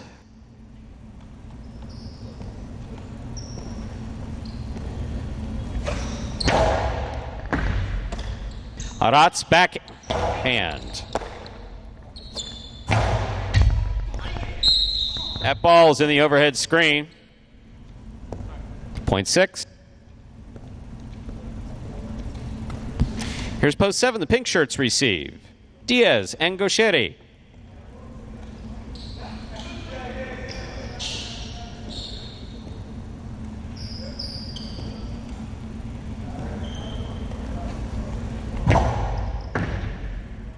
Gaucheri on the catch. Backhand. Powerfully thrown. Arats in the corner. Beautiful catch and a nice backhand. Gaucheri from the 9 line. Backhand. Catch by Arats. Arats to the outside. Scoop attempt missed. Lands in. Point 6. Purple shirts of post 8 receive the team of CRB and Douglas.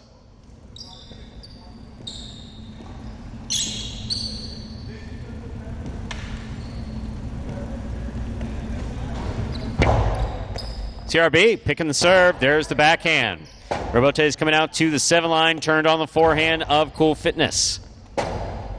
Robote by Douglas. Big bounce. Excellent catch by Arats. Douglas from the 11 line. Backhand. Powerfully thrown. To the corner. Out to the Robote. On the wall and scoring. Point 8.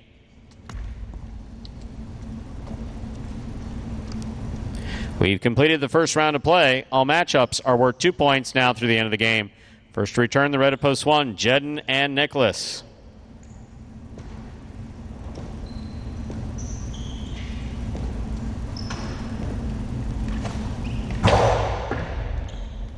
Catch by Nicholas.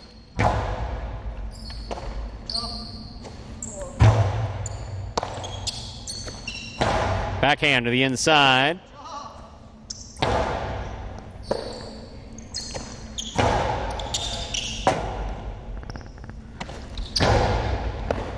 Ball tipped.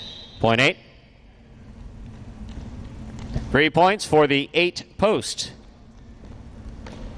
Post 3 receives El Barba and Ron.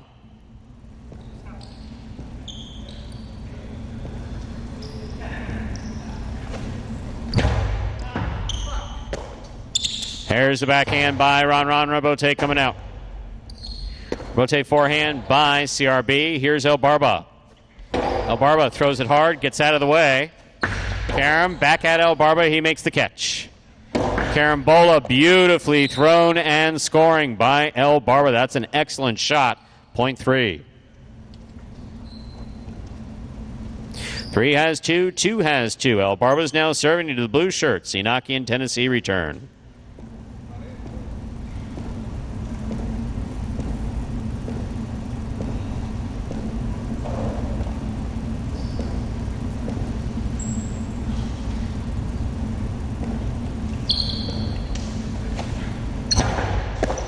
Inaki picks the serve, 2-all. El Barba got it off in time. Here's the catch by Tennessee. This point's still going. Catch by Ron. Backhand, blasted to the inside. Inaki makes the catch. Backhand by Inaki. Rebote. Rebote forehand by Ron. Catch by Inaki. Backhand. Rebote forehand up the middle. Caught by Inaki. Placement to the inside. Ron looking for the rebote. Makes the save. Inaki aggressively takes it on the bounce. Split placement will score. Beautifully thrown by Inaki. Point 2. 2 on the board with 4 points. Here's post 5. The black shirts receive. Robin and Ben.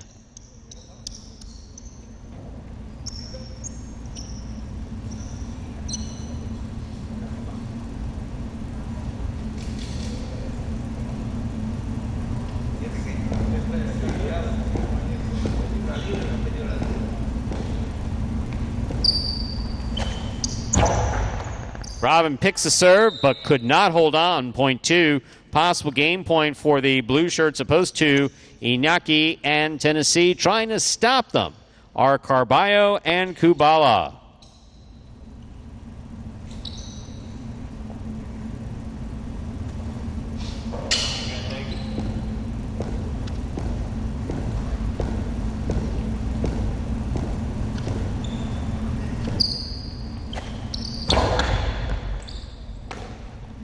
Backhand by Kubala. Inaki calls for the rebote, plays it to the inside. Big bounce. Brought down by Kubala. Backhand from the 11 line. Rebote called for by Inaki. Tough rebote. Caught by Carballo. Carballo, powerful forehand. Rebote comes out. Inaki plays it to the inside. Carballo makes the catch. Throws it right to the forehand of Inaki. He blasts it back. And it scores. Point in game, post 2. Inaki and Tennessee. 2 wins it, 8 places, 6, 3, and 4. Playoff for 3rd place. 6 first serves, 2, 3.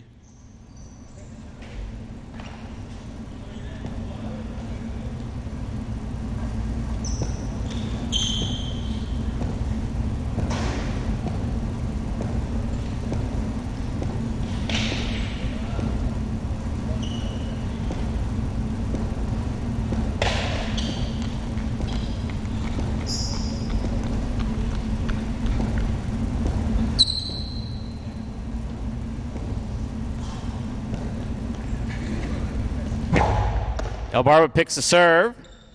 Drop shot. Hit the pad, and the pad is bad. Point 6. 6 on the board with 4 points. Possible show point for the yellow shirts. In this matchup, Cool Fitness serving to Carballo and Kubala.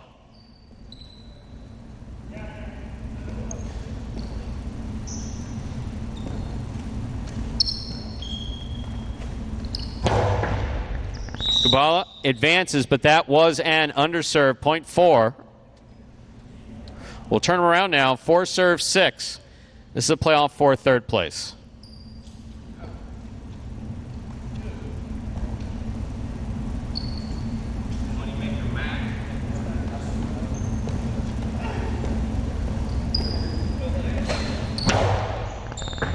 Beautiful serve by Carballo. That's a nice catch and return by Aratz. Catch by Carballo.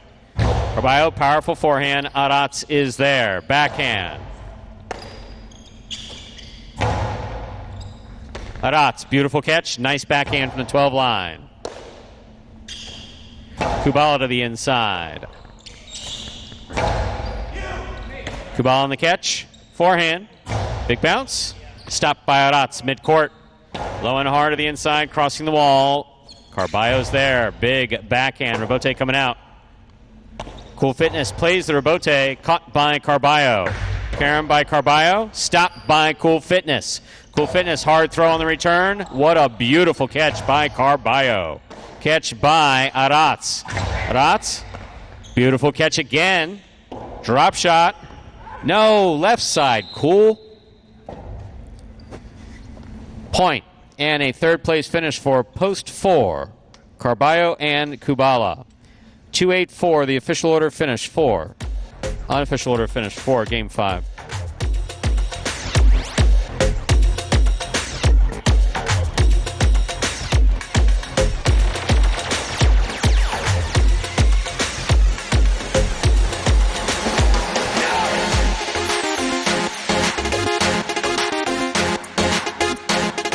Are official. Coming in first, post 2, Inaki in Tennessee. Taking second, post 8, CRB in Douglas.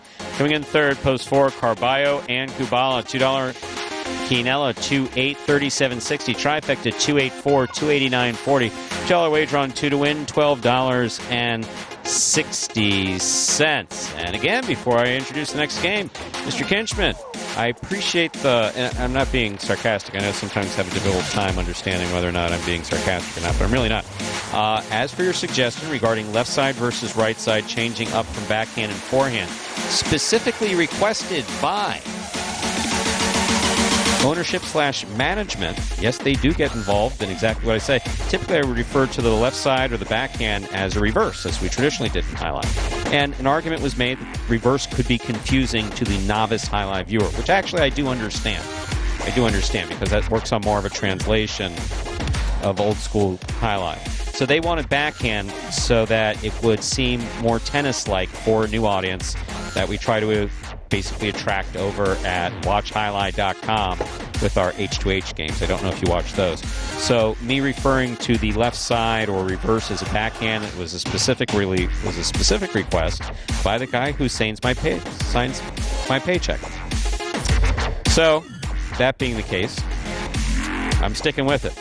And Mr. Reed, the picking of the serve, you're absolutely correct. And think about it, the length of the court has everything to do with it. We are 120 feet wall to wall here at Magic City. When you're talking about 106, you're talking about 50 more feet, considerable more difference between the serve line at the 11 line and the service box.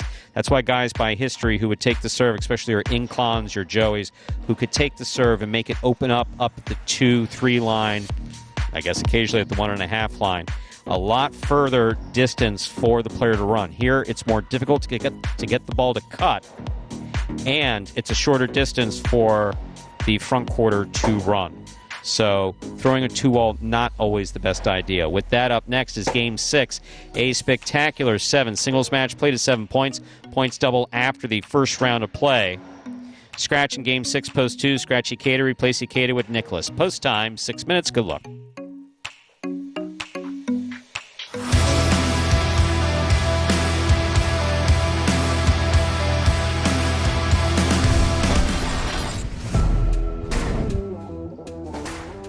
Rotate left side by Julin. Catch by Ron. Rotate left side by Julin. Beautifully executed and scoring. Point 6.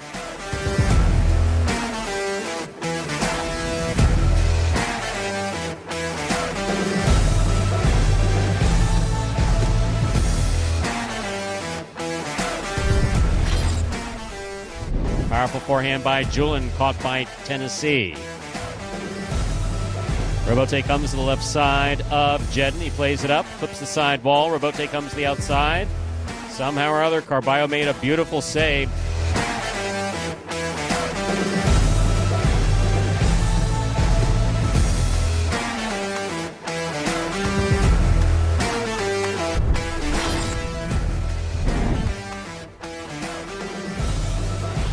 Backhand by Jed.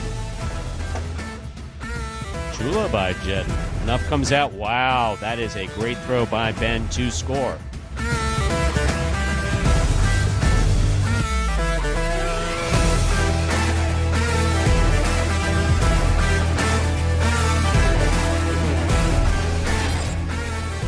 Wall. So, ball up. Showed him how to do it. Tennessee showed him how to catch it. Very nice. Rebote. Outside placement of the Costado Rebote will score for Tennessee.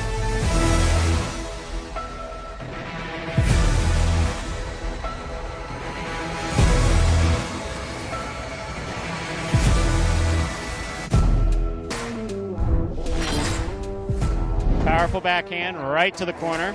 Rebote saved by Spinner. Douglas, great catch. Backhand. Spinner to the inside. Douglas is there. Outside placement by Douglas scores.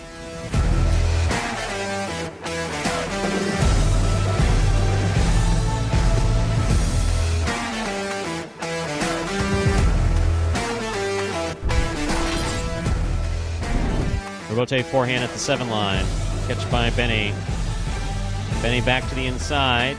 Ikeda back to the inside. Ikeda gets there to make the forehand Rebote. Nicely played. Sidearm Karam. Wow, what a shot.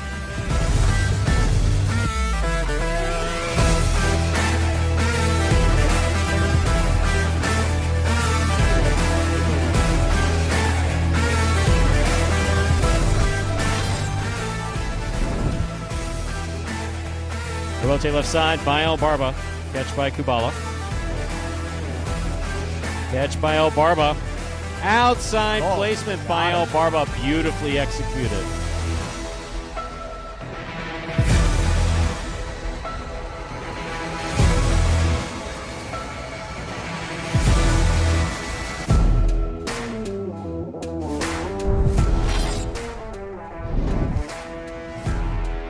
Backhand by Douglas. Catch by Ikeda. Ikeda goes deep. Douglas on the forehand. Karam scores. What a 2-all.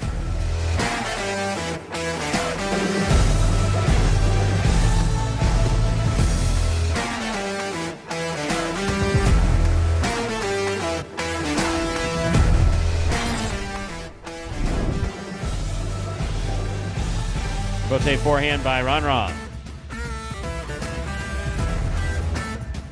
Catch by Ron. Outside placement by Ron is in.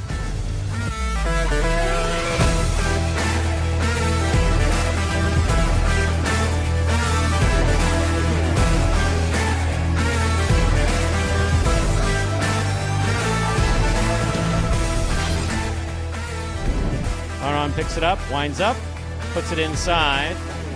Benny, difficult Rebote save. Here's Ron. Ron winds up. Back to the inside. Benny digs out the what a Rebote he just threw.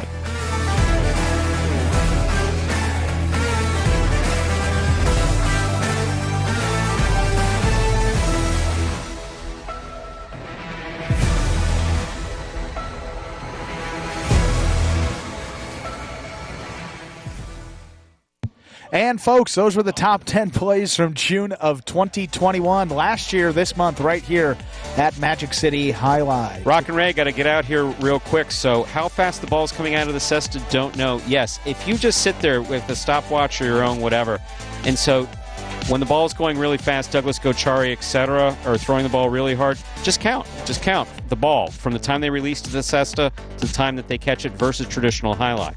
And you'll see that it is quicker. Now, as far as the ball coming out of the cesta, well, that's just pure miles per hour. A traditional ball coming out of Gochari's ball when he rifles that left side, yeah. Well, maybe they were those slightly, that 180 was a record for a reason, and the 188, and then the 200 that supposedly caught up to.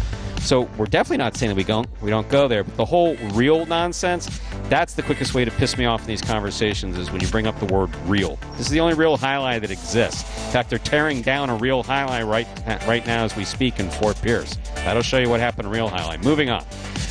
Game number 6, time to begin. A spectacular 7 singles match. Played to 7 points. Points still after the first round of play. Douglas is serving. Nicholas substituting for Ikeda receiving.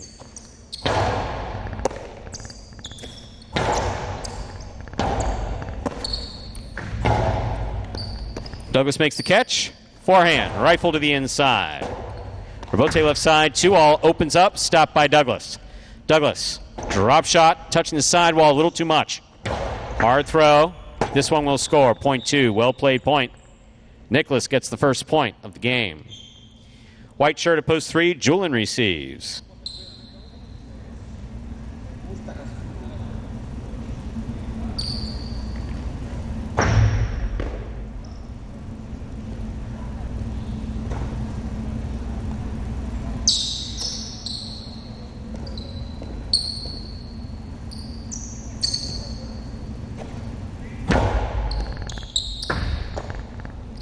Backhand by Julian. Rebote left side by Nicholas. Julian makes the catch. Powerful throw to the inside. Rebote left side. That ball hits the overhead screen. Point 3. In this matchup, we have Julian serving to Ron. Green shirt at post 4.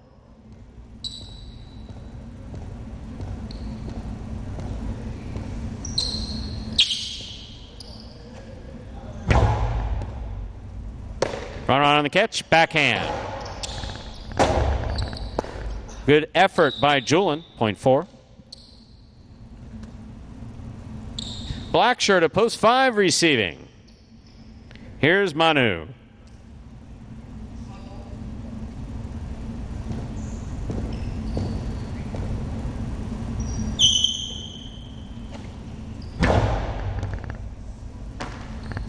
Backhand by Manu. Powerful forehand.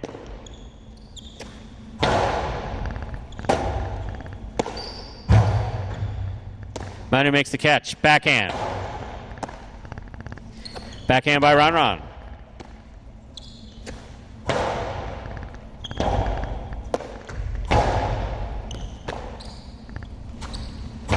Placement to the inside. Rebote forehand just missed. Point 5. 5 now serves to post 6, Iñaki.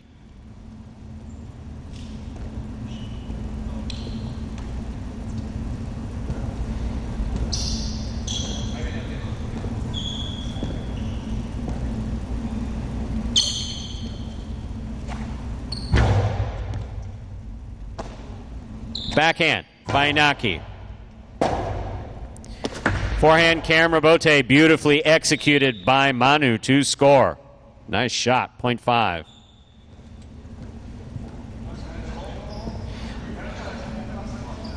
Here's post 7 in the pink shirt, Gauchetti.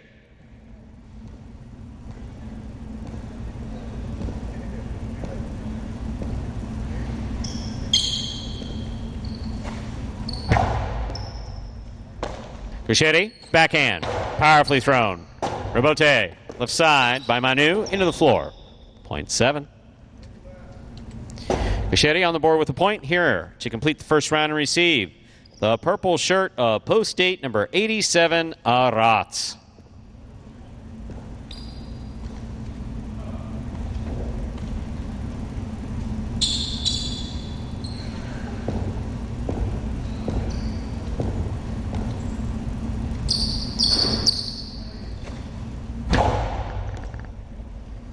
Beautiful catch by Aratz off a real good serve by Gauchetti. Gauchetti comes out, makes the forehand Rebote. Aratz is there. Backhand. Hard throw. Rebote coming out. Rebote forehand fired by Gauchetti. Here's the catch by Aratz.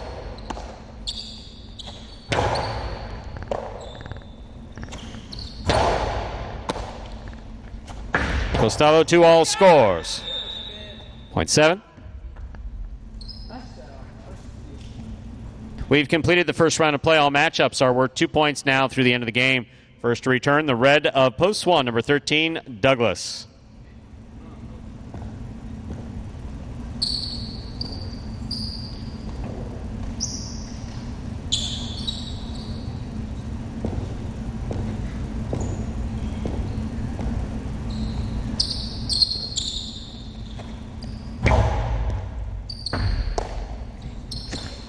There's the backhand by Douglas.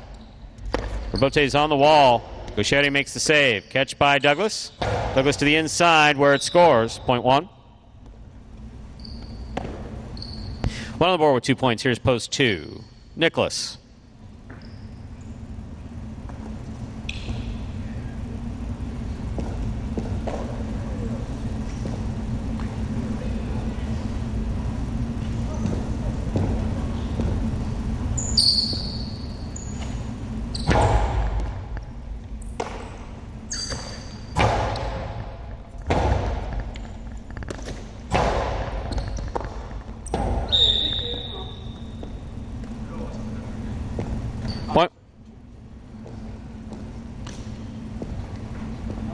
Point one. White shirt to post 3. Julian receives.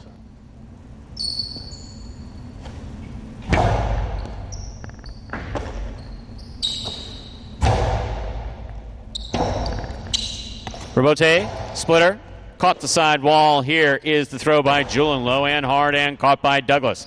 Backhand. Robote forehand by Julian. Douglas. Douglas puts it right up the middle. Karam, open, stopped by Douglas. Powerful throw by Douglas will score on the return. Point one. Possible game point for the red shirt of post one, Douglas. Trying to stop him is Ron.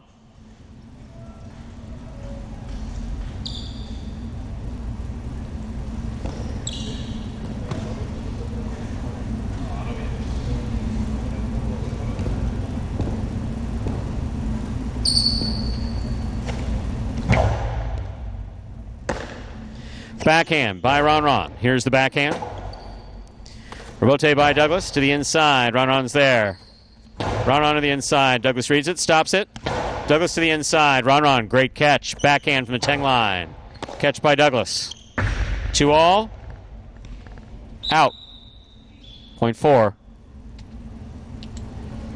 4 on the board with 3 points. Here's post 6, Iñaki.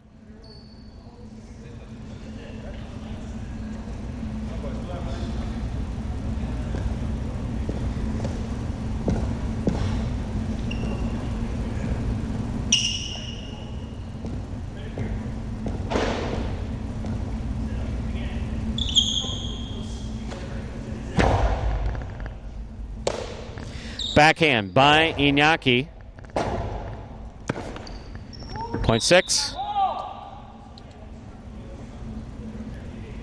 Black shirt at post 5. Manu receives.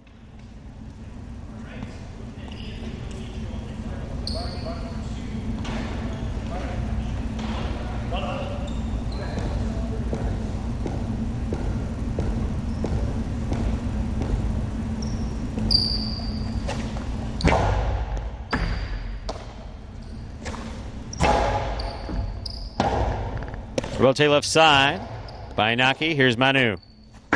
Karam by Manu. Red, but not stopped by Inaki. Point 5.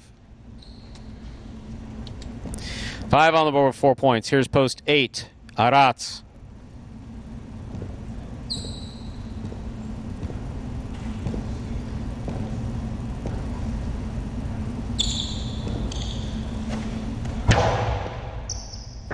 Arats makes a beautiful catch off the low serve by Manu. Backhand by Manu. Rotate forehand by Arats. Catch by Manu. Backhand thrown powerfully. Rotate left side. 2-all scores for Manu. Point 5. 5 with 6 points. Here's post 7. Gauchetti.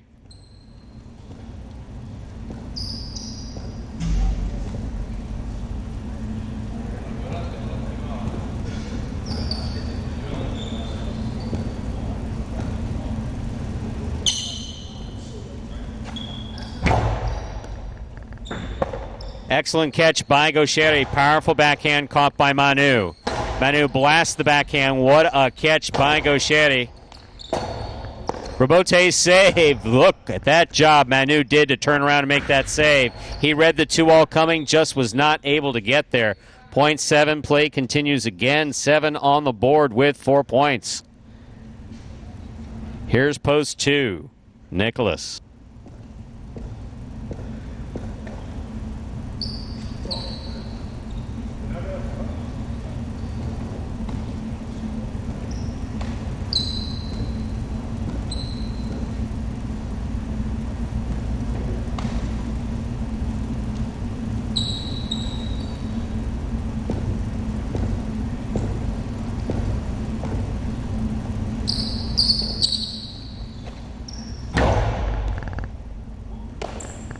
Backhand by Nicholas.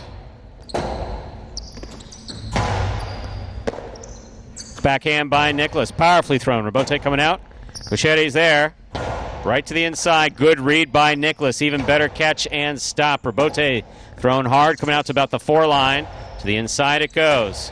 Nicholas, good read again. Can't stop this one. 0.7.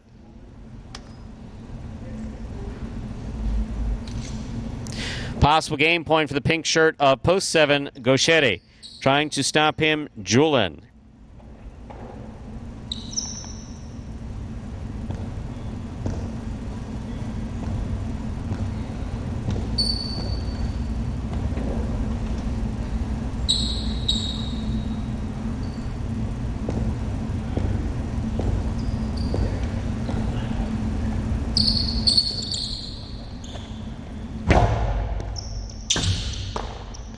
There's the backhand by Julin. Rebote. Catch by Julin. Oh, what a throw by Julin on the outside. That scores. Well played, 0.3. Possible game point for the white shirt of post, possible game point for the red shirt of post 1, Douglas.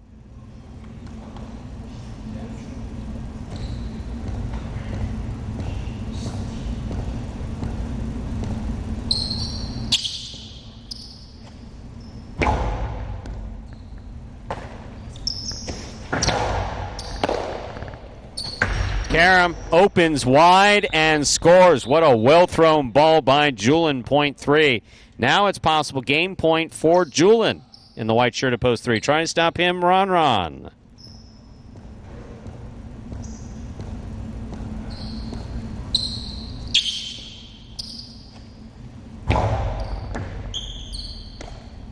There's the backhand by Ron.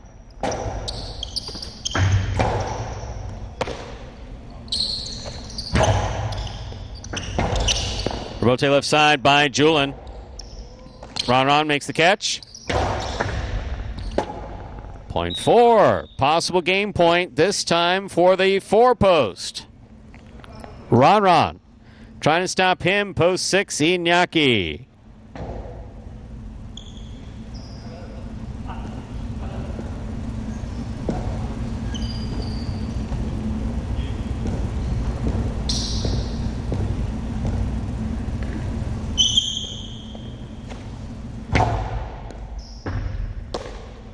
Backhand by Iñaki. Rebote forehand fired by Ron. Caught by Iñaki. There's the backhand. Rebote forehand by Ron. Iñaki there again. Iñaki winds up. Goes to the inside.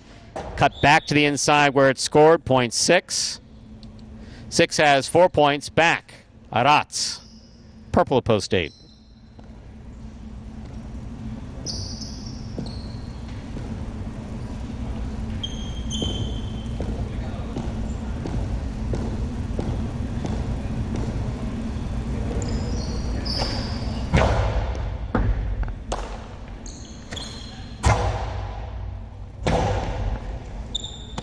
Rebote to the inside. Here's Arats. Backhand. Iñaki makes the catch. 2-all by Iñaki. Well read by Arats. He makes the stop. Hard throw on the return, and he scores. 0.8. Arats is on the board with 2 points. Returning with possible game point, post 5, the black shirt, Manu.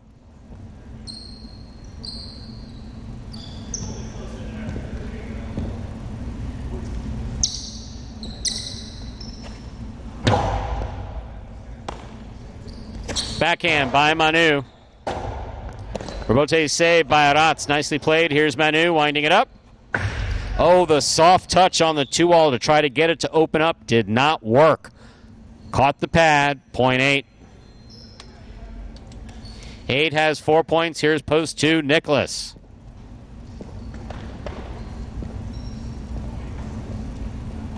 $22-point game so far. Wow.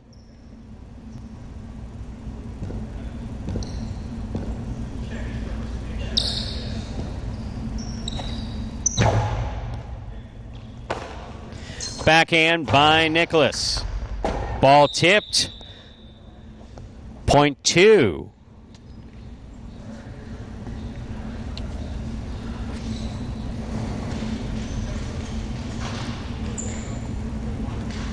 Two on the board with 3 points. Possible game point for the pink of post 7.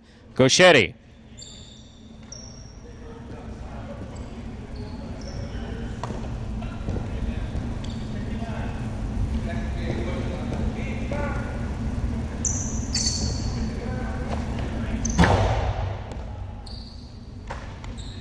Fine catch by Gauchetti. Powerful backhand. What a beautiful catch by Nicholas. Scoop by Nicholas. There's the backhand. Ball missed. Point and game. Pink of post 7. Gauchetti.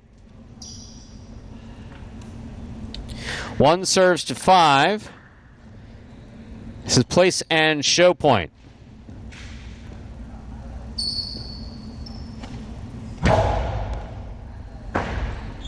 Backhand by Manu. Bote on the side wall. Big bounce. Ball tipped. Point in a second place finish for post 1. 5 shows. Unofficial order finish 7-1-5. Your price will be up in a moment.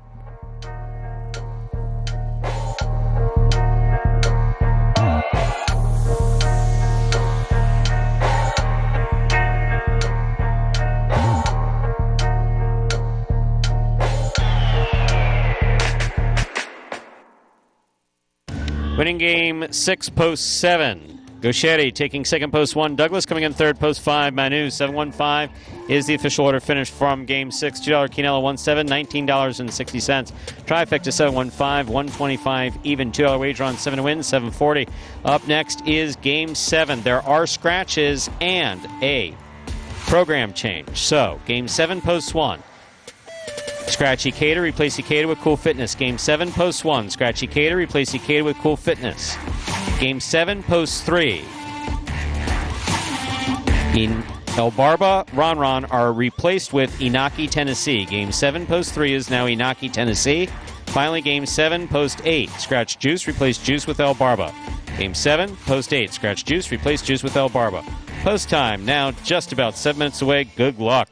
And fortunately, we have no video scheduled for this time, so that allows me to scroll through the chat and interact so enjoyably with you wonderful Jai-Alai fans, all 119 of you, though all 119 aren't commenting at the same time.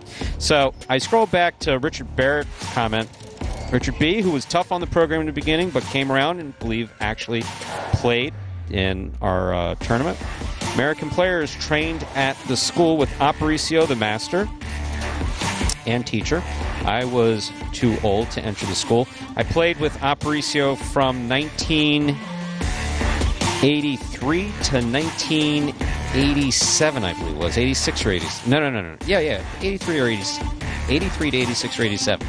And yes, the 150-foot hardball court at North Miami Amateur Highlight was a fast court with fast balls.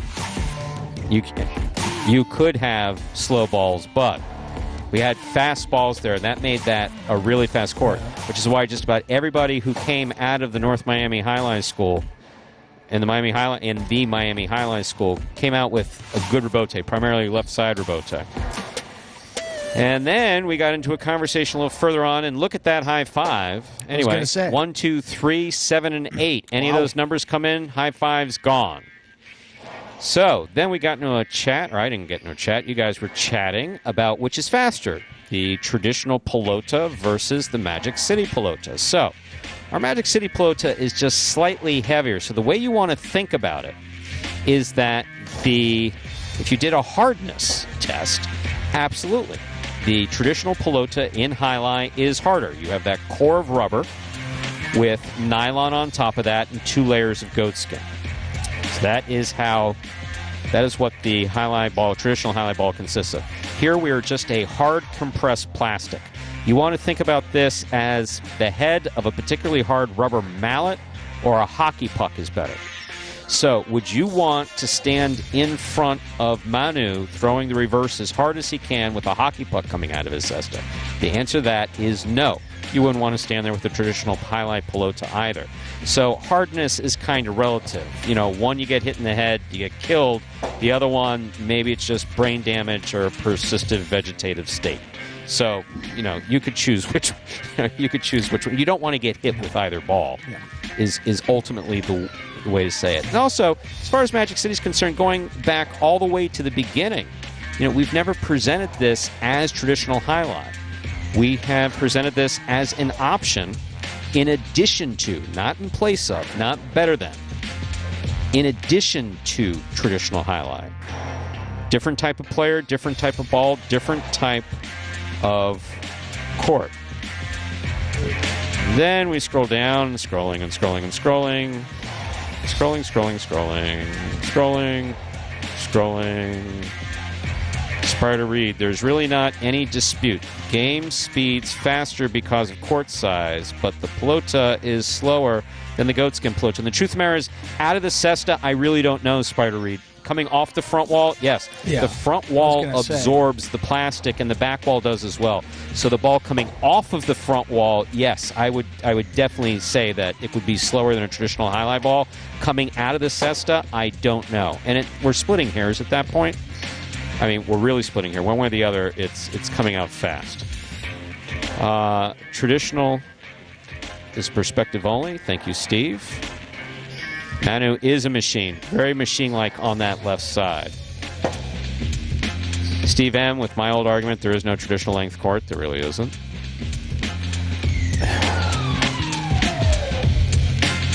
Anything else from there? We're really going post by post here. But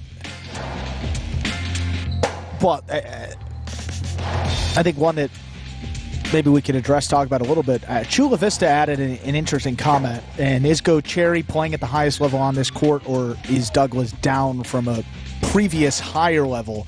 I think unanimously everyone would agree here that the level of play is just skyrocketed. Yeah. I mean, Gocherry is coming, and at the beginning of the season, he and Douglas, certainly in singles, they played a thriller in their first battle court match. Then Gocherry won the rematch. Since that point, that kid has just gotten better and better and more comfortable on this court. I don't think it's anything that Douglas has not done. It's really everything that Gocherry is doing. So there's also another element here that we really don't get into at Magic City, because remember, Magic City players weren't trained as specific front quarters or back quarters. They just kind of evolved into it. We've said that Douglas has won the national championship with his brother playing in the front court because he's got good command of this court. But in my opinion, Douglas is a backcourter. He has backcourt instincts. Right. He does. I announced publicly at one point, I said, this is the day that Douglas became a front quarter. Well, I wasn't accurate. The truth of the matter is that he is a backcourter, and that's part of what you see in the Gocherry-Douglas matchup. I believe that Gocherry is playing at the top of his game, not just on this court, but he's very comfortable on this court. He adjusted very quickly. But what you see in the difference in his dominance is that Costado 2-all, those shots, or not even just the 2-all. When he has it on the left side, he snaps that ball faster than almost anybody on any court. I don't care with a traditional ball or not. He does things with this ball on this court that I personally have not seen done in highlight in the 30-odd years that I was around professional highlight courts, either managing them or announcing or whatever it was. Douglas, on the other hand, is showing more backcourt instincts. So Douglas is doing a little maybe a better job as far as stopping the ball. Gocherry makes some sick catches, but Douglas doesn't have those same shots in his arsenal. He just has. So Douglas has said point blank he believes he's playing better than he has ever played before right now. Absolutely. But Gocherry and Inaki, they have just brought the front court to a different level. I think that's basically what we're seeing. And what else? No, James Diakos has said a couple times, James, hey, appreciate the positive comments. Absolutely. Thank you. Spider Reed, we changed the post 7 from brown to pink because there was no specific statute anymore that said we had to have a certain color. And that was done for breast cancer awareness in our first year, and then we just stuck with it. Just one of those things that we thought was a good idea at the time, and then we stuck with it. And with that, how about some high five drama here in this 7th game? Good luck. Yes, Roland, I will definitely stop calling it front wall and back wall. Time to begin game number 7. It is a spectacular 7 doubles match, played to 7 points. Points will double after the first round of play. Up first and serving, red shirts post 1, Cool Fitness and Spinner. Receiving blue post 2, Diaz and Gauchetti.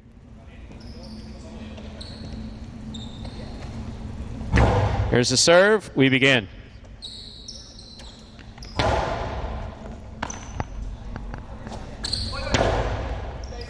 Gauchetti calls for the ball, plays it from the outside.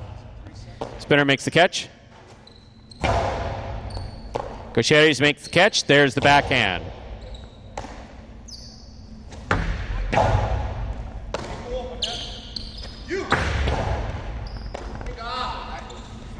Cortada will score. That was well thrown by Cool Fitness, crossing the sidewall perfectly. One team first up on the board in our 7th game.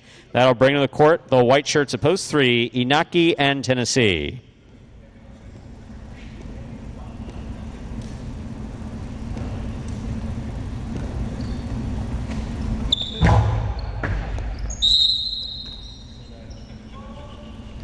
Point 3.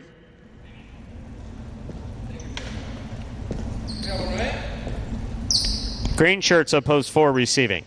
Bueno and Julin.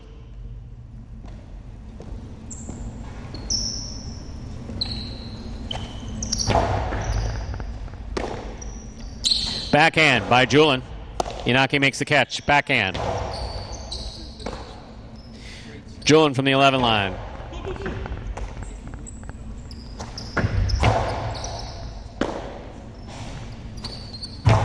Forehand by Julin, rather. Rebote left side by Inaki. Catch by Bueno. Bueno from the 7 line. Tennessee makes the catch.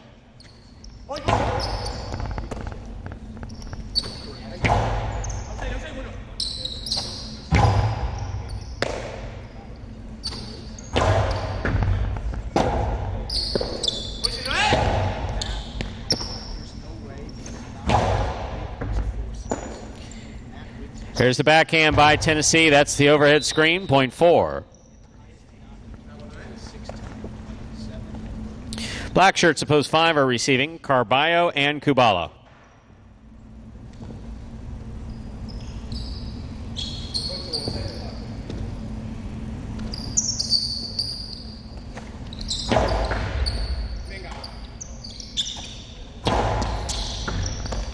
Beautiful pickup by Julin. There's the backhand. Rebote forehand by Carballo. Catch by Julin. Julin from the backcourt. Hard throw. Catch by Kubala at the back wall. Bueno makes the catch. Forehand from the 6th line. Hard throw to the inside. Carballo's there.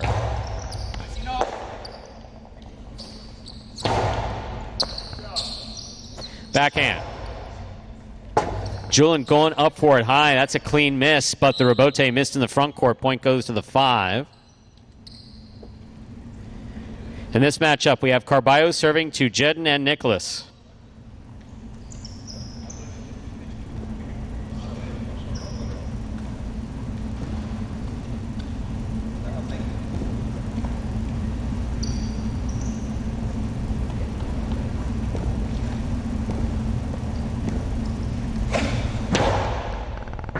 Beautiful serve by Carballo. That's a nice backhand. Carballo forehand at the 10 line. Nicholas on the catch, backhand. Carballo calls for the ball, plays it up, off the court, point 6.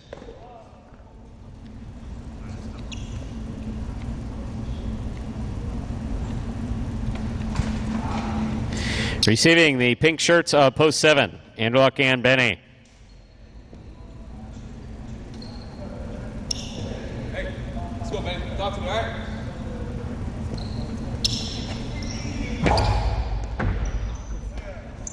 Backhand by Benny.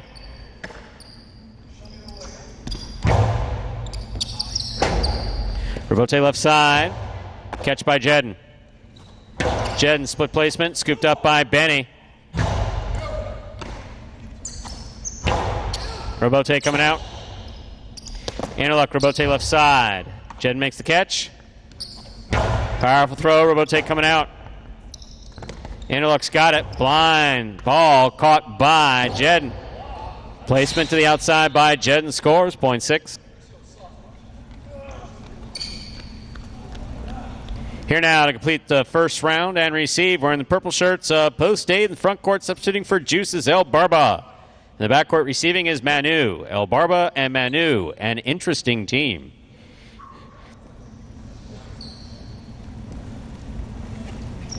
El Barba makes the catch. Splitter. Scoop by Nicholas. Robote forehand by Manu. Nicholas makes the catch. Manu on the catch. Backhand. Blasted low and hard to the inside. Robote. Scoop attempt missed. 0.6. 6 team has 3 points as we complete the first round of play. All matchups are worth 2 points now through the end of the game. First to return, the blue of Post 2, Diaz and Gaucheri.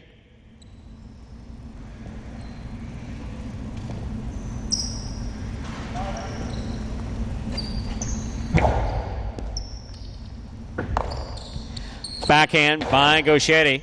Catch by Nicholas. Gaucheri from the left side. Backhand. Powerfully thrown. What a beautiful catch by Gaucheri in the corner. Big backhand. Robote coming out. Jedden's there. Catch by Gaucheri. 2-all. Splitter. Caught by Nicholas. Carom by Nicholas. Scores. 0.6. Possible game point for the yellow shirts, Post 6. Jedden and Nicholas trying to stop them. Cool Fitness and Spinner.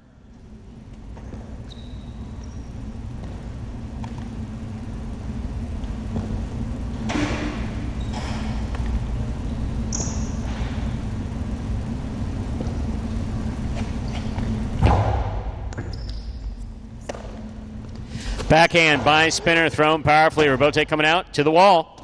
Turned nicely by Jedden. Catch by Spinner. Spinner with the carom. Jedden gets there, cannot make the play. That will score 0.1. Play continues. One on the board with 3 points. Here's Post 3, Iñaki and Tennessee.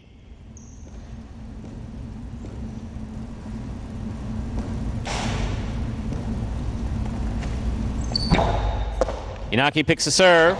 Splitter. Scooped up by Spinner. Catch by Tennessee. There's the backhand. Spinner will stay in front. He makes the rebote. He throws it into the pad. 0.3. 3 on the board with 3 points. Here's Post 4, green shirts. Bueno and Julin.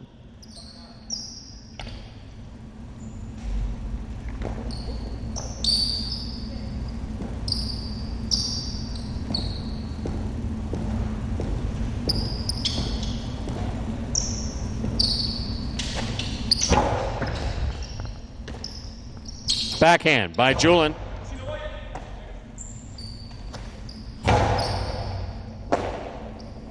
Backhand by Julin again.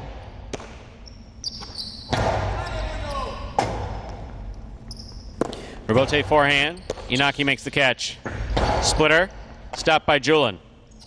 Julin comes powerfully from the forehand. Oh! 0.4.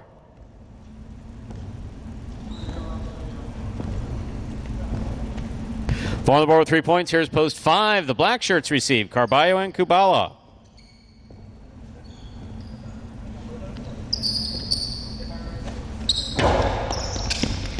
Ball tipped by Carballo, 0.4. Possible game point for the green shirts of Post 4. Bueno and Julin trying to stop them are Anderluck and Benny. Benny, talk to me, Let's go. Let's go, Benny.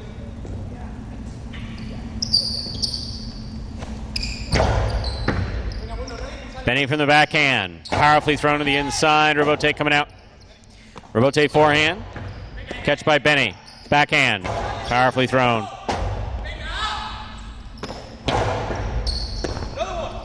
Backhand by Benny. Backhand 2-all lands in. That was perfectly executed by Benny to score. 0.7. Purple shirts, post 8. Is that guy bothering you? No? All right. Purple shirts of post 8. It's El Barba and Manu.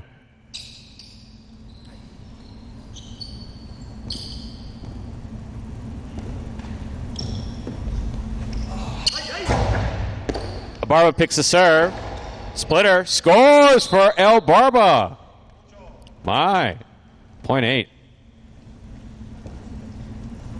8 on the board with 2 points, serving the 2 post. Here's Diaz and Gauchetti.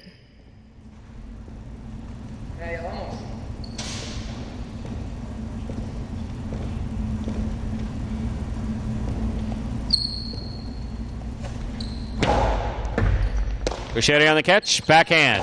Powerfully thrown. Robote coming out. Robote for El Barba to the inside. Scoop by Gauchetti. 2-all by Gauchetti. Stopped but not held on to in the front court. 0.2.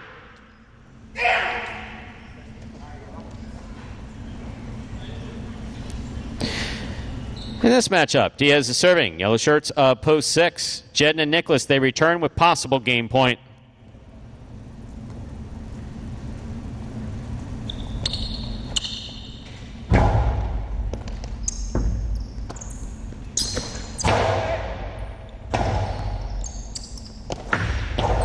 Two all beautifully execute and scoring. Wow, that was nice.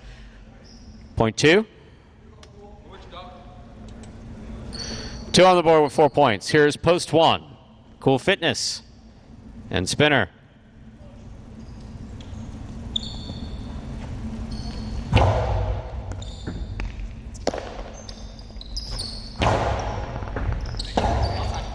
Robote.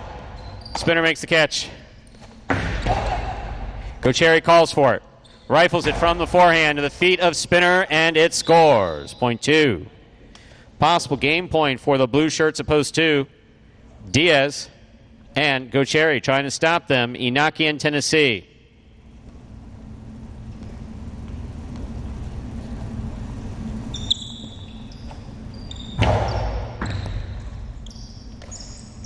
Backhand by Tennessee. Gauchetti makes the catch. Backhand. Blasted. Robote coming out. Inaki on the run. Robote to the inside. Gauchetti's there. Backhand from the 9 line. Low runner will score for the win. Point in game. Post 2. Diaz and Gauchetti. 4 serves to 6. This is a playoff for second and third place.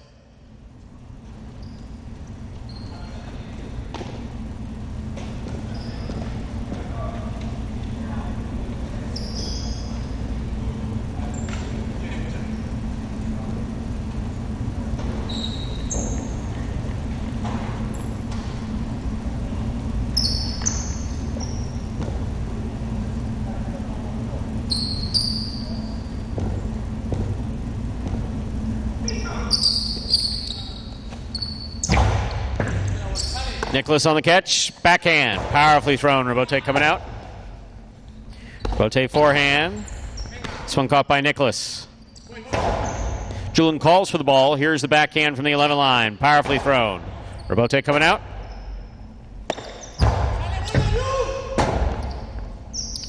Bueno, good eyes on the ball. Plays at the outside. Beautiful catch by Jedden. Difficult Robote not played. Point and a second place finish to the yellow shirts. 4 comes in third. Unofficial order finish 264. Your prices will be up in a moment.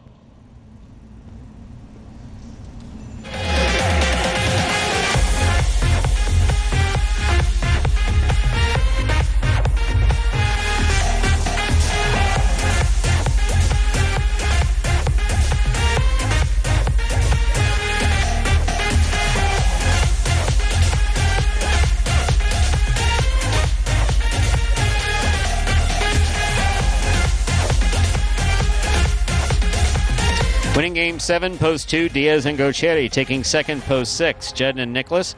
Coming in third, post 4, Bueno and Julian. $2 Quinella, 2.6. $25. Trifecta 264, 236.40. The high five, gone. 21272, 5 of 5 numbers. 1 ticket returning $2,000. Up next, ladies and gentlemen, is our 8th game. It is a spectacular 7 singles match. Played to 7 points. Points double after the first round of play. Game 8 is the last game in the Pelota performance in advance of Jai-Alai H2H singles action that begins at 5 p.m. There are no scratches in Game 8. In order to watch Jai-Alai H2H, you have to go to watchhighlight.com or download and view us on the Jai-Alai app. Post time for Game 8, 6 minutes. Good luck.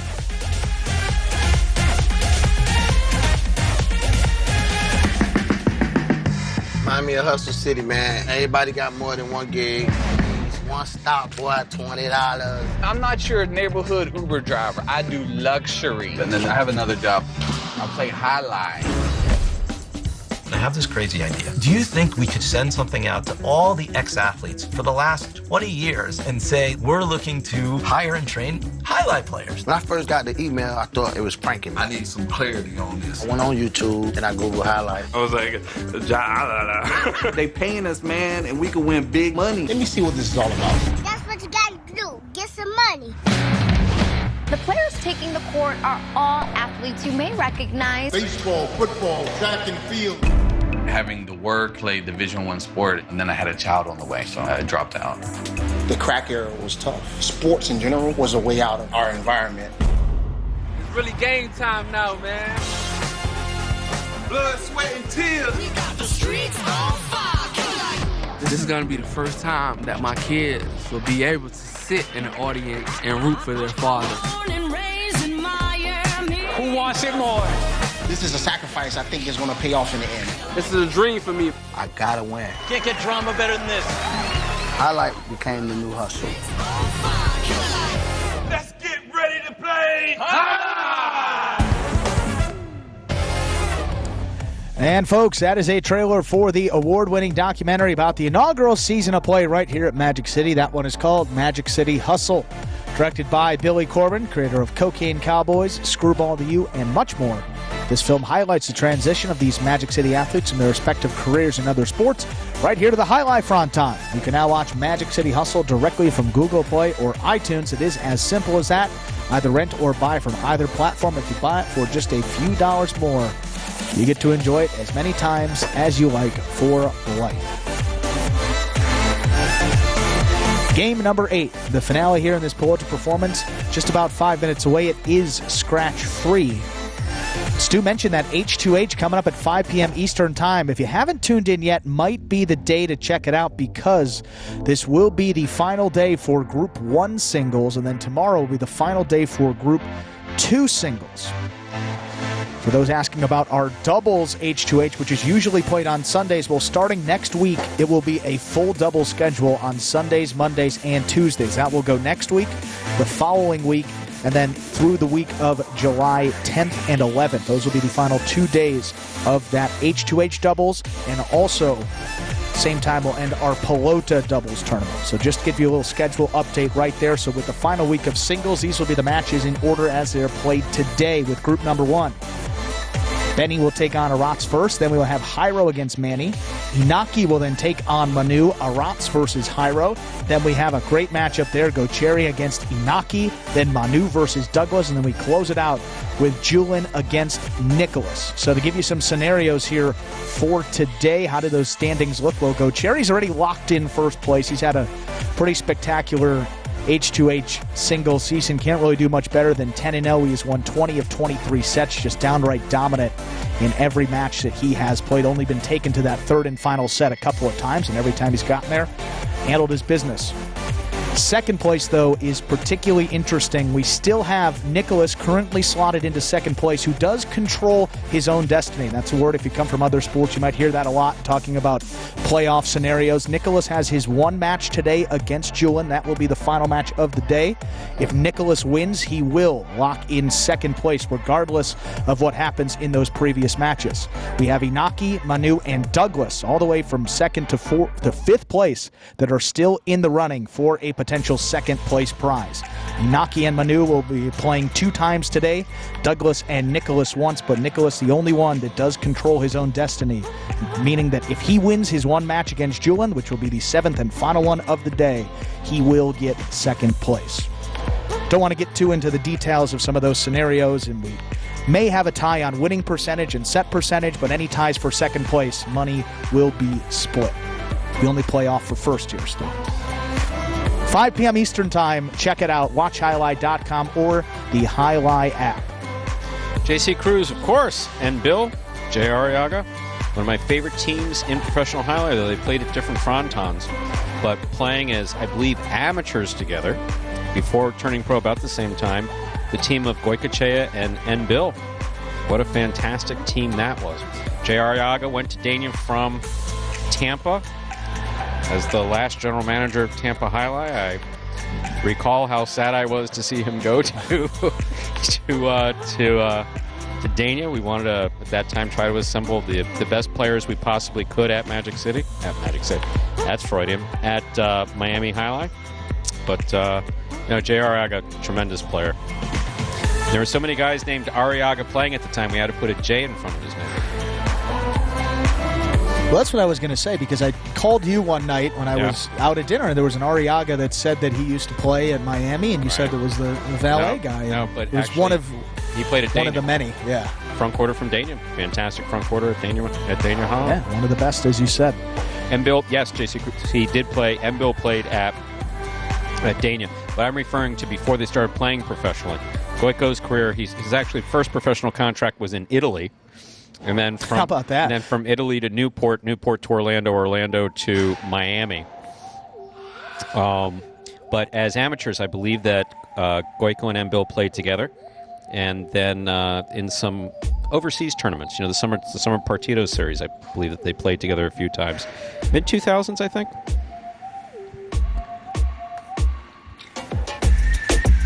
Right, Ernesto Arriaga, that amazing 2-all left-handed highlight player, used to give Michelena and Aura fits. We still talk about it to this day. Well, with that, we've got one more game in this Pull-Up to Performance, game number 8, advance to Group 1 singles finale, 5 p.m. Stu?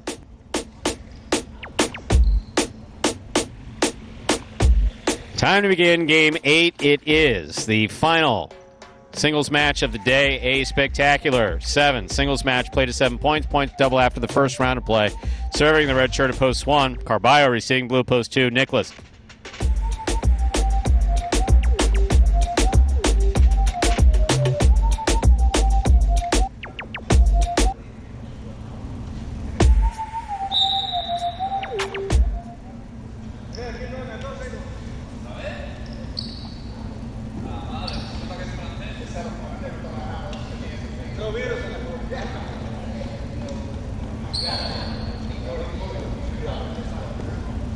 Here's a serve by Carballo. Our 8th game has begun.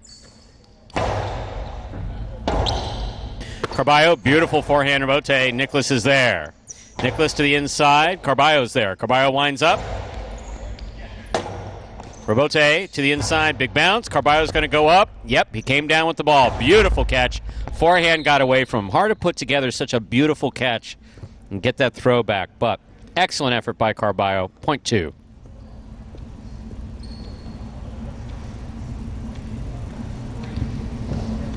White shirt up, post 3 receives. Here's Inaki.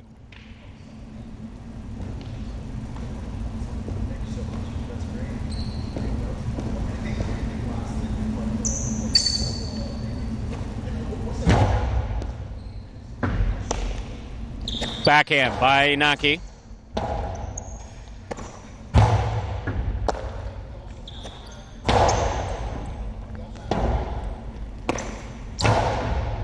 Scoop by Inaki. There's the backhand. Rebote coming out. Rebote comes to the 6th line. Inaki's there. Karen by Inaki turned nicely. Nicholas reads it, stops it, returns it. Point 2.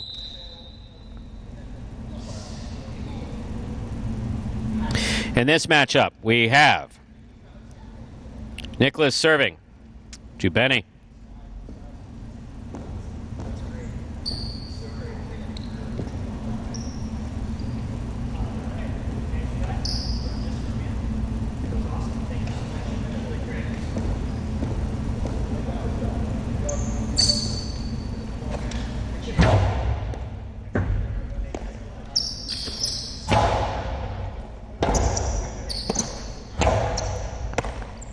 There's the backhand by Benny.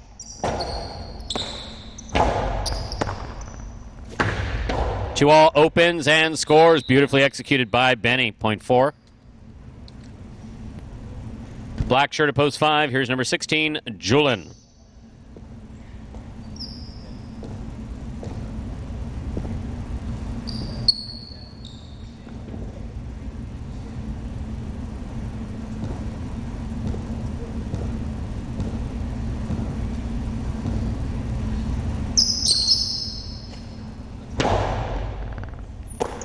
Here's Julin on the backhand. Backhand 2-all. Read by Benny. Stopped by Benny.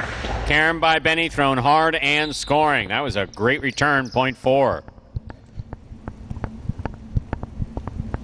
In this matchup, Benny serves to Manu.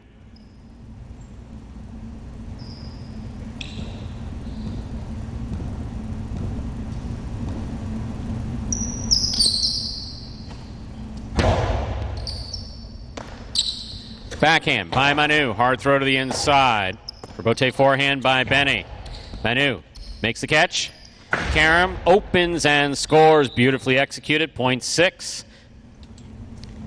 Now receiving pink of post 7, Gauchetti.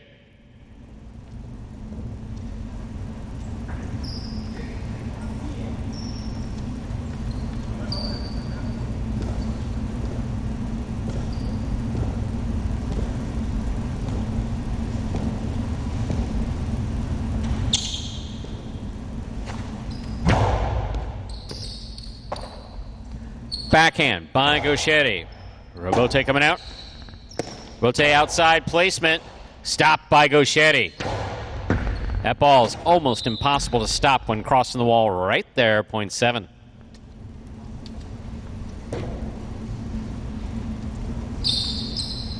Here now to complete the first round and receive. Purple shirt at post 8, number 13, Douglas.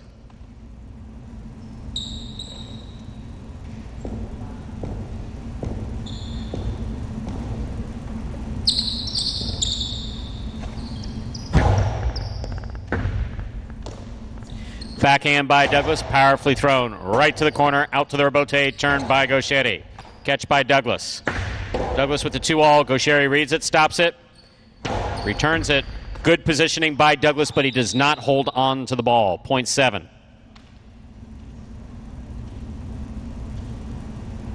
7 on the board with 2 points as we complete the first round of play. All matchups are worth 2 points now through the end of the game. First to return, the red of post 1, Carballo.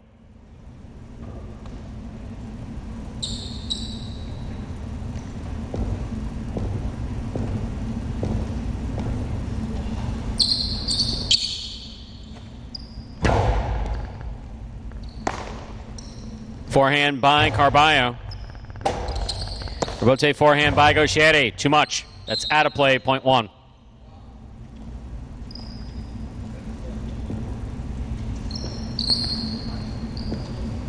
In this next matchup, we have Carballo in the red shirt of post 1, serving to Iñaki in the white of post 3.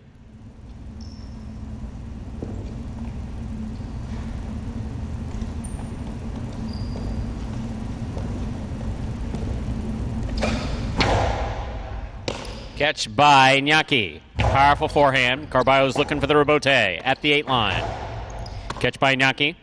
Iñaki to the inside. Carballo takes it on the right side. Powerful forehand. Rebote forehand by Iñaki. Carballo tipped it at the 8 line. Point 3. And Carballo sees a duck on the court. We move on. Here is the blue of post 2, Nicholas.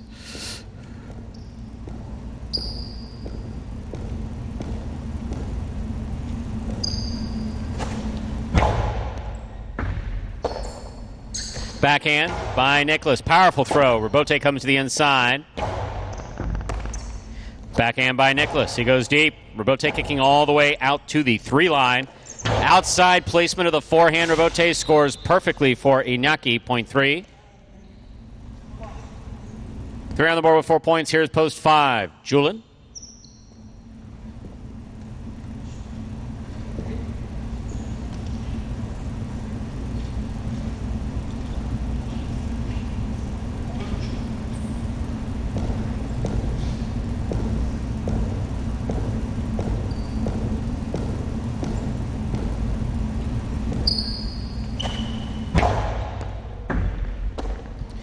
Backhand by Julin. Rebote left side by Inaki. Julin makes the catch at the 8 line. Low and hard to the inside. Inaki on the rebote. Nicely played to the inside. Julin's there. 2-all by Julin is out. Point 3. Possible game point for the white shirt of post 3, Inaki. Trying to stop him, the green of post 4, Benny.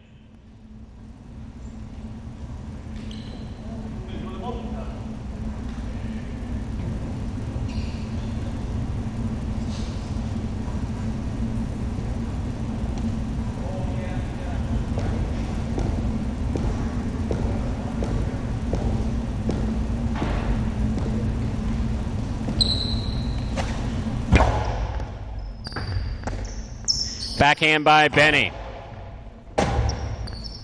Rebote forehand.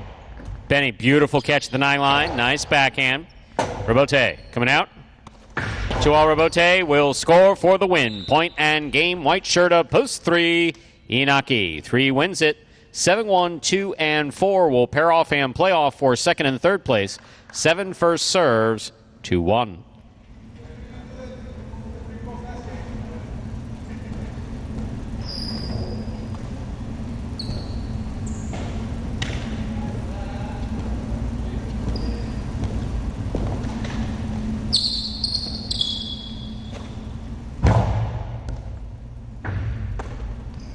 Carballo from the forehand from the 13 line. Powerfully thrown and passing. 2-all.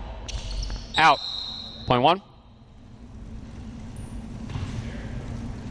2 serves to 4. The winner of this point meets 1 in the continuing playoff for second and third place.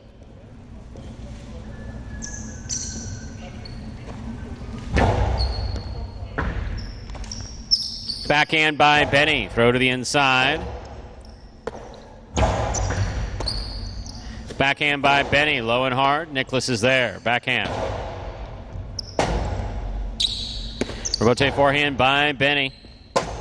Rebote left side by Nicholas to the inside. Will score, point 2. 1 serves to 2. This is for second and third place.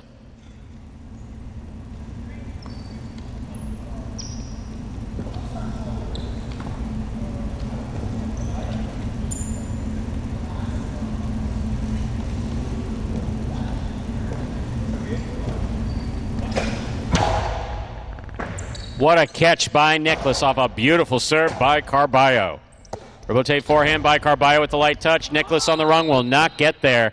That is point and a second place finish for post 1, Carballo.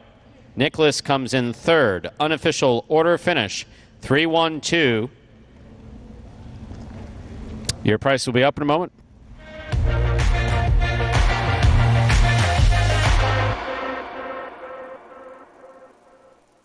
Results from Game 8 are official. Coming in first, post 3, Nyaki. Taking second, post 1, Carballo. Coming in third, post 2, Nicholas.